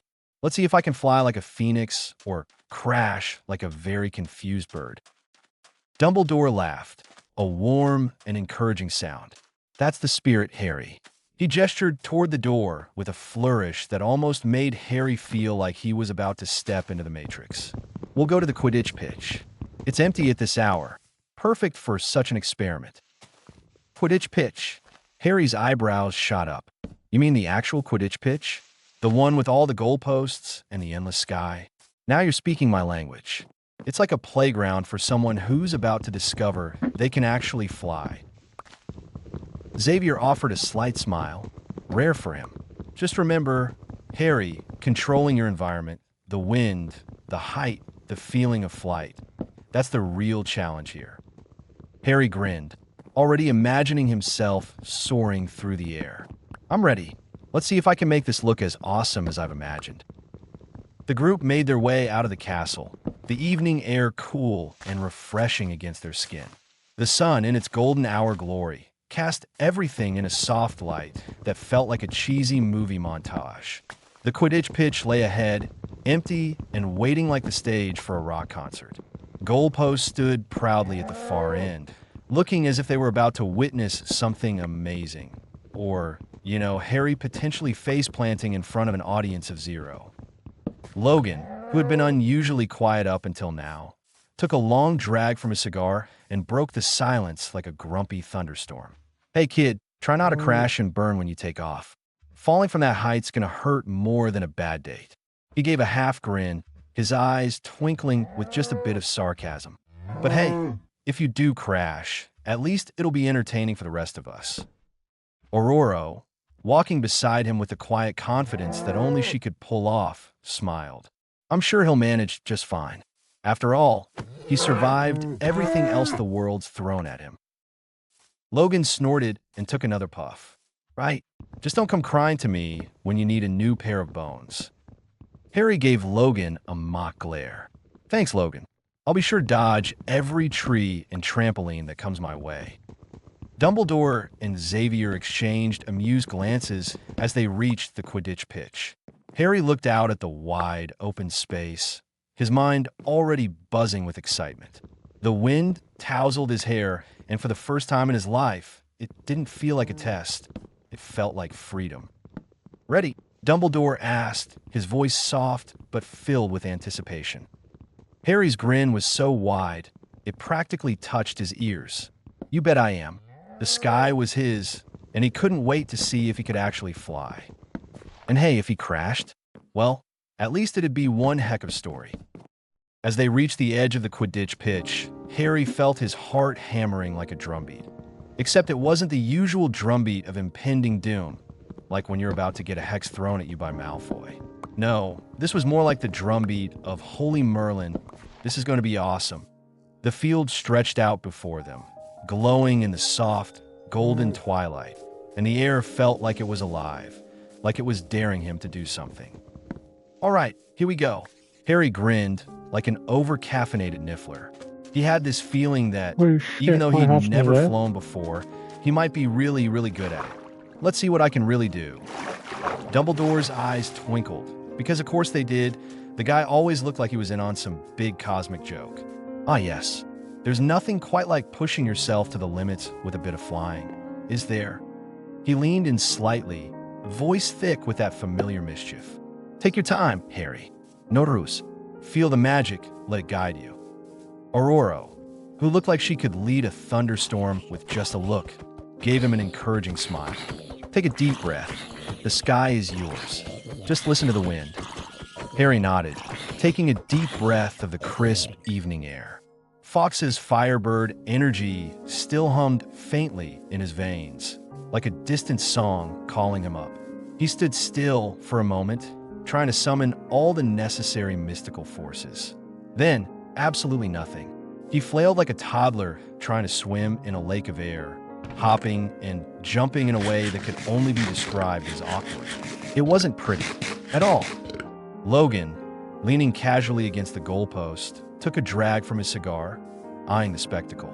Nice try, kid, but maybe save the flapping for the birds, huh? Harry looked back, a sheepish grin spreading across his face. Yeah, well, I'm not exactly a prodigy here. Give me a sec. As Harry adjusted his stance, Aurora stepped forward, arms outstretched like she was preparing to give a speech to a particularly rebellious wind. And, wouldn't you know it, the wind actually listened. The air around Harry began to stir, warmer, more vibrant. It felt like it was on his side, like it knew exactly what he needed. Just relax, Aurora said, voice soft and encouraging. Don't fight it. Let the breeze lift you. At her command, the wind whipped around Harry like it had a job to do, and that job was lifting him into the sky. Harry's feet left the ground slowly at first, and his body wobbled like a newborn fawn trying to walk for the first time. He wasn't exactly flying, more like hovering awkwardly, but was enough to make his heart skip a beat. Whoa, Harry muttered, his voice half disbelief, half exhilaration. He hovered just a few feet above the ground, the feeling crazy, like being weightless, but with a dash of terror mixed in. His arms flailed a bit, but then the wind steadied him, and he caught on. Okay, this is okay. Dumbledore's voice floated up to him, rich with encouragement. That's it, Harry. You got it. Trust the wind. Let it carry you. Harry grinned, looking down at them with a confidence he wasn't quite sure he deserved. I'm flying. I'm really flying. Aurora's smile widened. Yes, you are. Just trust yourself. Yeah, I'm definitely doing better, Harry said, more to himself than to anyone else, feeling the air rush past his face. And with that, the thrill of it all hit him full force. The wind, his body, the sky. It was like they were all in sync, dancing to the same rhythm. Harry pushed himself higher, the wind shifting with him. Every movement started to feel smoother, like he'd been born to fly. The world below him became a blur, a patchwork of colors and shapes, while the sky above felt like an endless ocean waiting to be explored. Harry was no longer just hovering. He was soaring. He twisted and turned through the air like he was made of wind himself. Every moment of weightlessness sending a rush of adrenaline through him. Dumbledore, still watching from below with that same twinkling smile, called up, "Ah, Harry, you're a natural. A sight to behold." Harry shot him a look from above, the grin on his face so wide it probably stretched all the way back to his ears. "This is insane," he shouted. "I could live up here." Aurora chuckled. shaking her head as she crossed her arms. "You're doing wonderfully, Harry. Keep going." Harry grinned like a kid at a candy shop. "Yeah, this is only the best thing ever," he muttered to himself, diving into a series of loops and twists in the air, his laughter echoing through the sky. He wasn't just flying now. He was dancing, weaving between the clouds, feeling the wind slip through his fingers like it was part of him. From the ground, Logan's voice rang out, though it was softer than usual. "You're doing better, kid. Just don't crash into anything, preferably not the goalpost." "Don't worry, Logan," Harry shouted back. "I've got this." And with that, Harry zoomed higher, like he was trying to outrun the night itself. His heart raced, every beat matching the rhythm of the wind as he flew higher, faster, farther. The world below seemed so small now, like a speck beneath him. He was weightless, free, and for the first time in a long while, he felt like he was truly himself. As the last rays of sunlight dipped below the horizon, the group stood watching, their faces full of pride, anticipation, and a little bit of awe. They knew this was just the beginning. Logan flicked his cigar to the ground, his voice carrying a mixture of affection and challenge. "All right, kid, we're gonna need a bigger sky." Harry, still grinning like he'd just won the Quidditch Cup, soared higher into the night. The world beneath him was growing dim, but the sky was wide open, and Harry was just getting started. And so, as the wind carried him off into the night, everyone knew that whatever came next, Harry was ready for it. This was just the beginning. Harry zoomed through the air like he was starring in his own superhero movie. If superheroes wore school robes and had a weird thing for flying without brooms. The wind was whipping through his hair, pulling at his clothes, but it wasn't anything that could distract him from the pure, unfiltered thrill of not touching the ground. "Okay, not bad for a first try," Harry said, his grin practically splitting his face in two. He floated higher, feeling like he was on top of the world, or at least the very top of the Quidditch pitch. It was as if he'd unlocked some kind of hidden achievement in the game of life. He didn't even have to think about how to stay in the air. It was just happening, like breathing, only way cooler. From below, Harry could hear applause. When he looked down, he saw Professor Xavier and Aurora Monroe clapping, both looking way prouder than they probably should have, considering Harry wasn't exactly good at flying. He was just winging it, no pun intended. "Not bad, Harry," Xavier called up to him, his voice full of that calm wisdom that made him sound like he had the answers to everything. "You're a natural." "I told you, flying's in my blood," Aurora added, her smile brighter than a supernova. She had that, "I'm so proud of you" look on her face, and Harry couldn't help but feel like the world's luckiest student. "Guess I'm full of surprises," Harry replied with a cheeky grin. Logan, standing off to the side, barely looked up from his cigar, but Harry noticed the tiniest smirk on his face. It was like Logan was secretly impressed, even if he'd never admit it. "You've got potential, kid," Logan grunted, the words coming out like he'd just pulled them out of his cigar smoke. "Just don't get cocky." "Oh, I was planning on taking a victory lap," Harry called down, flashing a playful wink. "You know, just a little show-off moment." Logan snorted. "You're not that good yet. But hey, go ahead. Show me what you've got." And with that, Harry shot up into the air like a bullet, if bullets could glide gracefully and do backflips. He twisted and turned, moving like he was a part of the wind itself. The feeling was intoxicating. No broom, no rules, just pure freedom. It was like he'd stepped into the kind of adventure he'd only dreamed about. But as much as he loved the rush, Harry couldn't help but let his mind wander to the next thing. The cloak, the invisibility thing. That was the real power, right?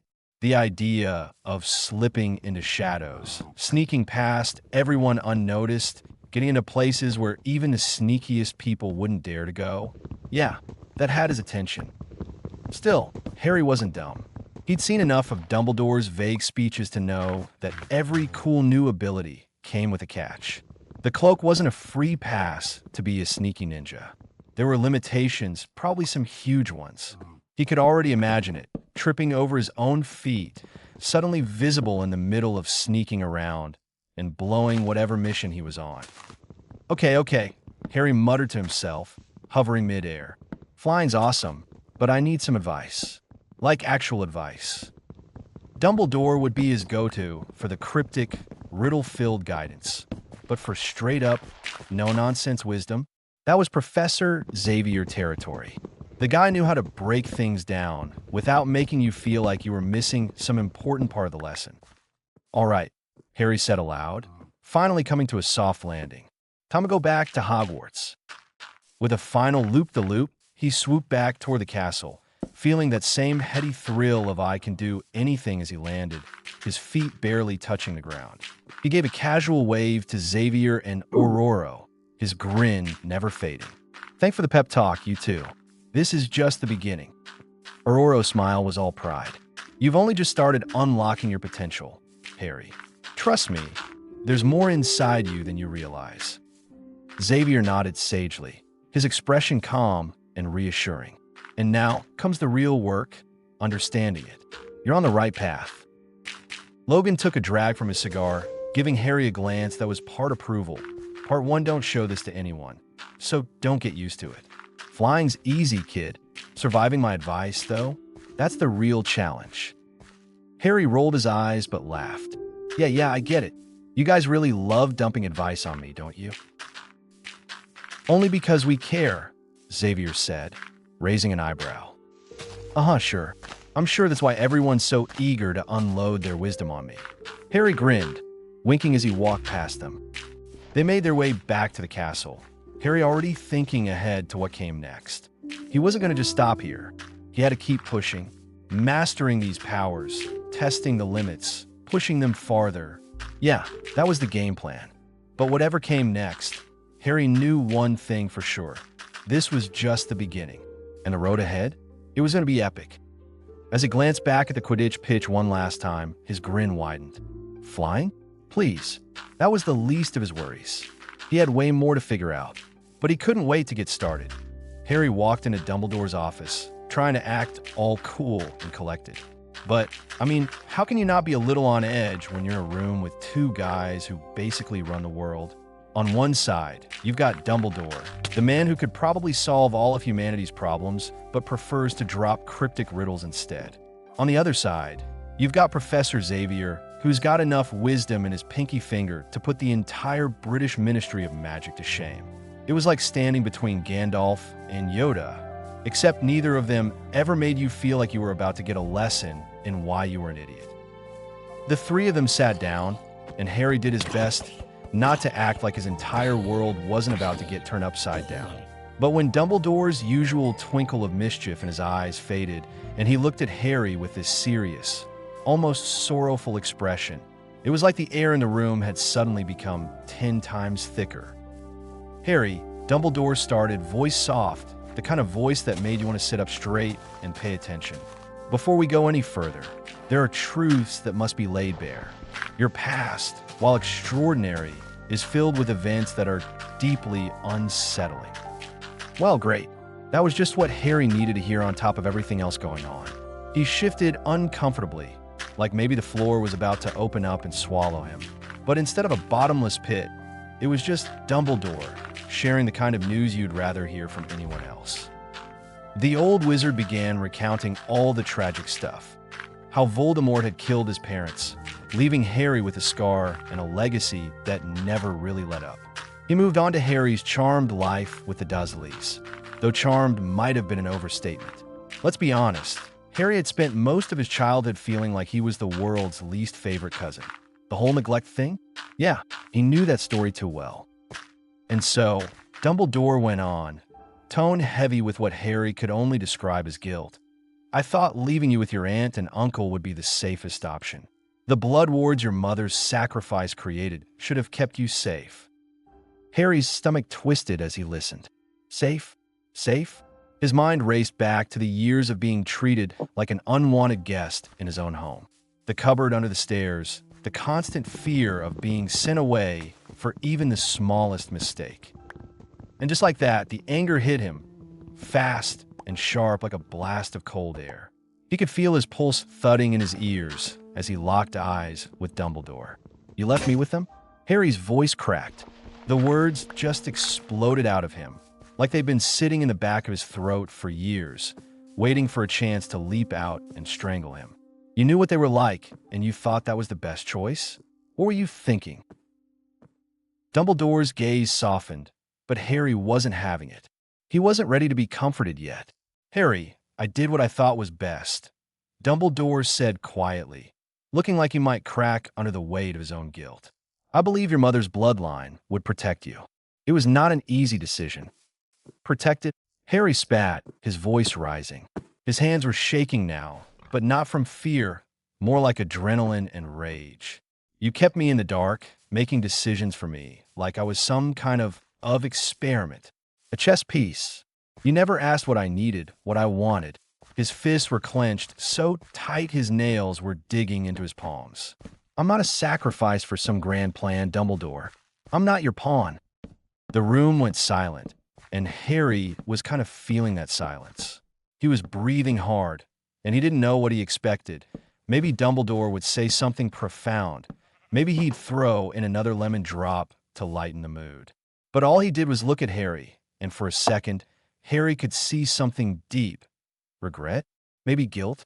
Whatever it was, it didn't make Harry feel any better.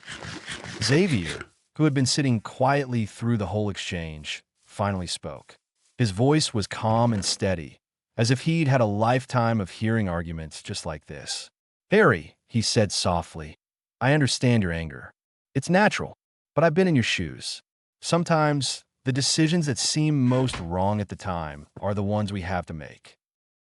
Harry shot Xavier a look, then turned back to Dumbledore, teeth gritted. "Oh yeah? Well, it's a lot easier to be calm and collected when you've got all the answers, huh? But I don't have that luxury. I never have." His voice was shaking, but he didn't care. "Everyone else is always deciding things for me. I don't get to pick.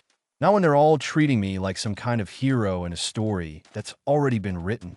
He glared at Dumbledore, the anger still seeping out. "I'm not your bloody sacrifice." Dumbledore sighed, a deep, tired sound. For a second, Harry could see the weight of the years on his face. "You're right, Harry," Dumbledore admitted, and that was the part that stung the most. "I should have been more honest. I should have explained things better. I only wanted to protect you. I didn't realize how much you would suffer for it." Just as Harry was about to blow up again, because it wouldn't be furious at this point, Logan's gravelly voice broke in, slicing through the tension like a hot knife through butter. "Kid's right, Dumbledore. You don't get to make all the decisions and then expect gratitude. Not after all this time." Harry shot Logan a grateful look, then turned back to Dumbledore. "Yeah, well, thank you doesn't really cover it, does it?" Xavier, ever the calm mediator, gave Harry a nod, telepathically understanding the whirlwind of emotions swirling in his mind. "Harry, perhaps it's time to stop looking back.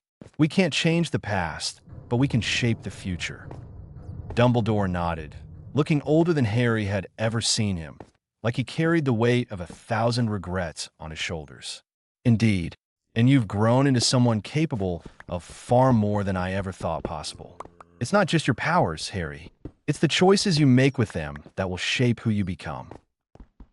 Harry stood up a little straighter, the edge of his anger fading. He felt something else creeping in, something quieter but stronger. He nodded slowly, the words coming out in a way he hadn't expected. "I'll make my own choices from now on," he said, his voice steady. "And I'll make sure they matter."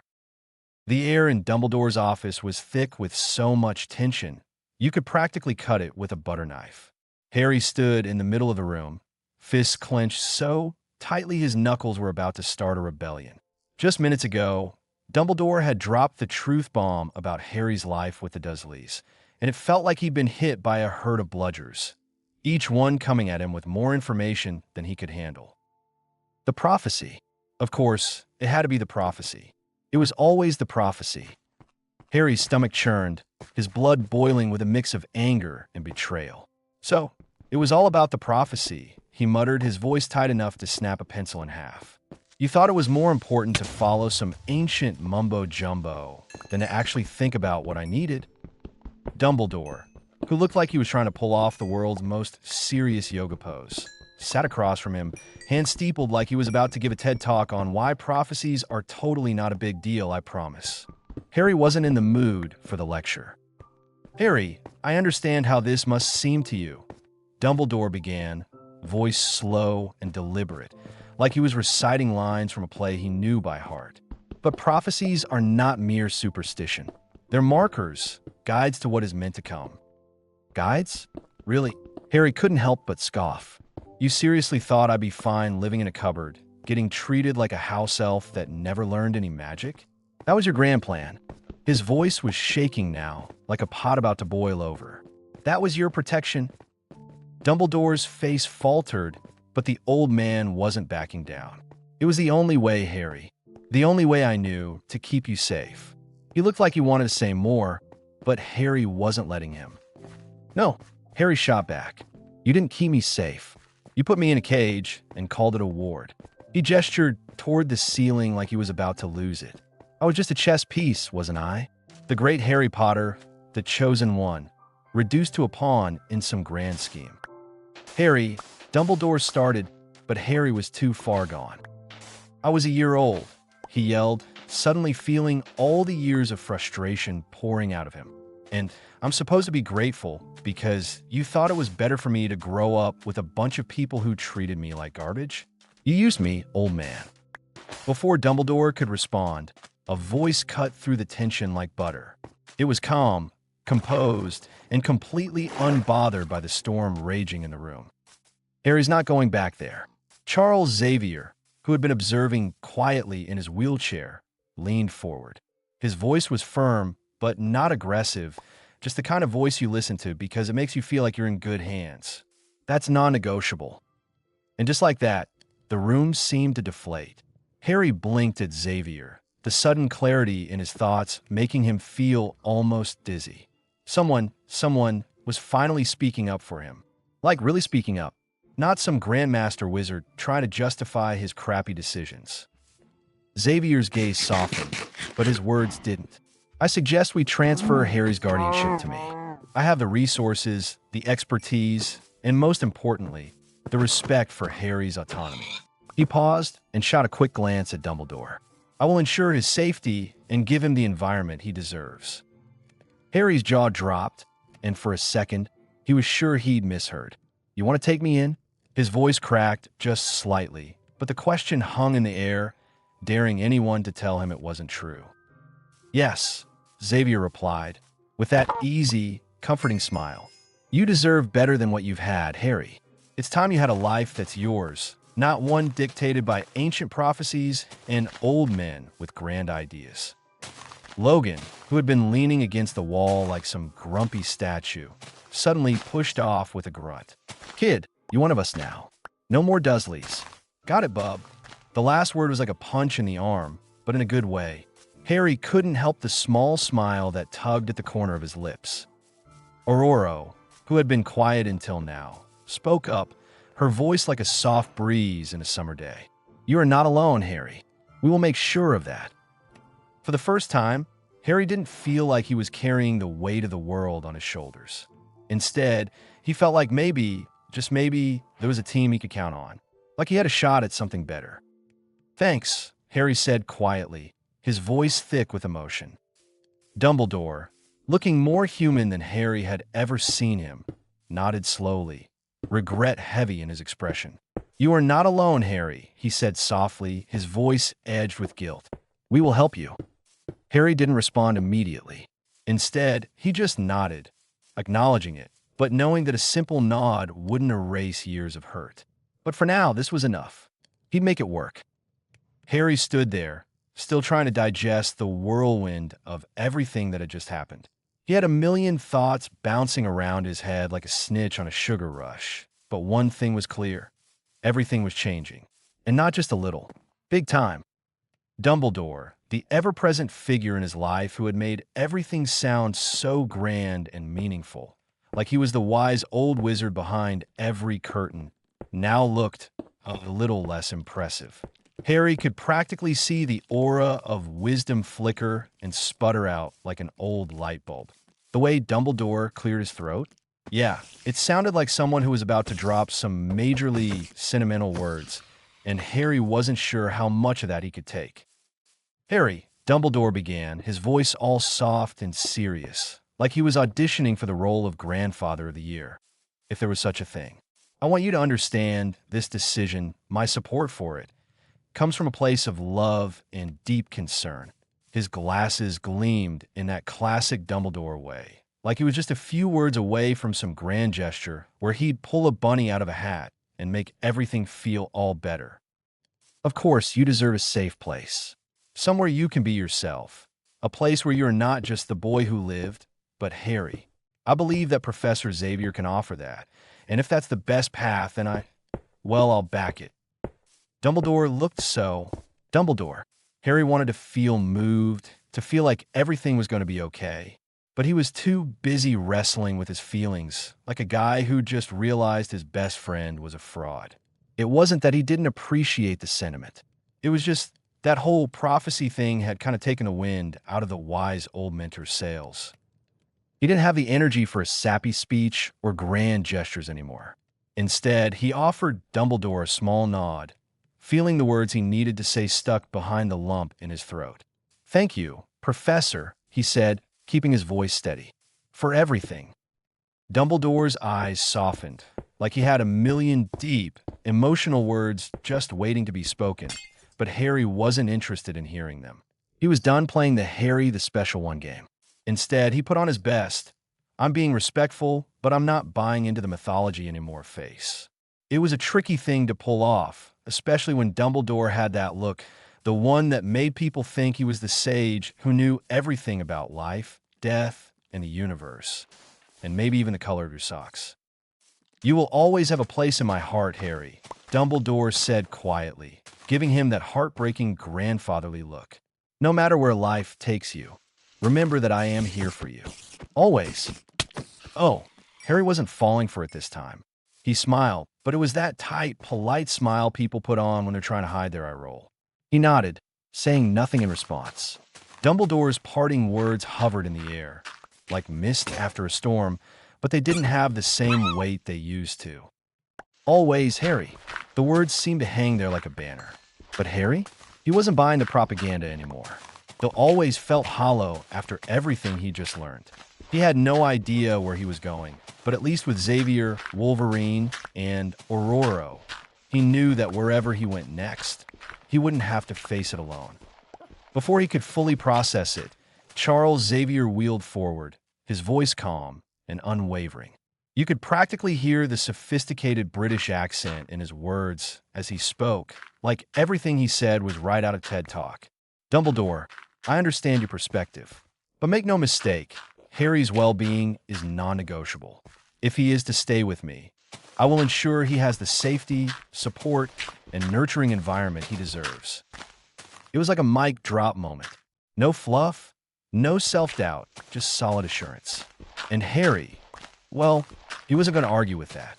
He glanced at Xavier, noticing how the man's calm presence was like an unshakable mountain in a storm.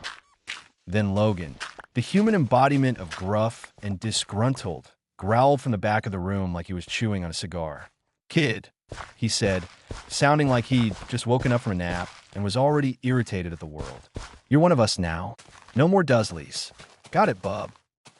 Harry blinked, half surprised that someone could be so blunt in such a big moment.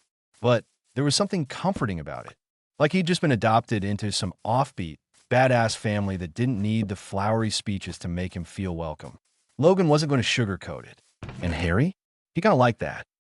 Aurora, standing by the window with her arms crossed, looked like she was ready to take on an army, but her voice was as soothing as a gentle breeze. "We will do everything in our power to make sure you're happy, Harry," she said, her calm, steady tone carrying more weight than any amount of wizarding world bureaucracy ever could. "You are not alone anymore." And suddenly, Harry felt like maybe, just maybe, everything might be okay. A real family. A different kind of family, but it was more than he'd ever had. He couldn't stop the small smile that tugged at his lips, a real, honest one this time. "Thanks," he muttered, a little breathless with the sudden rush of emotions. He wasn't sure how much he'd ever forgive Dumbledore for, but with these guys in his corner, Harry felt like he could at least take the next step. Dumbledore, his face lined with regret, nodded quietly. "You're not alone, Harry. We will help you through whatever comes next." Dumbledore took a deep breath, clearly relishing the moment like a seasoned actor about to deliver a world-changing monologue. You know the kind, slow motion, dramatic lighting, maybe even a tear or two. The man had mastered the art of making the mundane feel like the climax of the Lord of the Rings trilogy. "Before we wrap this up," he started, his voice taking on that deeply solemn, "I have some wisdom to impart" tone. "There's one more crucial detail you need to know." Logan grunted, flicking his cigar ash like he was trying to light a fire with it. "Yeah, let me guess. Voldemort's evil lair is built on top of a volcano, and we need to destroy it with a one-liner." Dumbledore didn't flinch. Of course he didn't. The man was a walking thesaurus of wisdom and obliviousness. "It's about the diary, Harry." "Oh, great. The diary. The one he destroyed in an attempt to stop an ancient magical snake from killing everyone. Novicia." "That diary, Harry, wasn't just a diary," Dumbledore continued, his voice taking on a dramatic pause. "It was a Horcrux." Storm blinked, her brow furrowing. What now?" Dumbledore leaned in slightly, as if imparting a forbidden secret. "A Horcrux, my dear Aurora, is a dark, twisted form of magic. One that splits a wizard's soul and hides pieces of it in objects or, sometimes, living beings." He paused for effect, looking for reactions. "It ensures that even if their body is destroyed, they remain tethered to the world through these fragments." The room went eerily silent, like someone had just dropped a metaphorical, "the world is actually flat" bomb. Wolverine didn't flinch, but you could practically hear his internal snark running at full speed. "So we're talking about soul splitting? Man, that's just the kind of thing that'd give you a bad case of existential dread." "Correct," Dumbledore said, unfazed, and the diary contained a fragment of Voldemort's soul.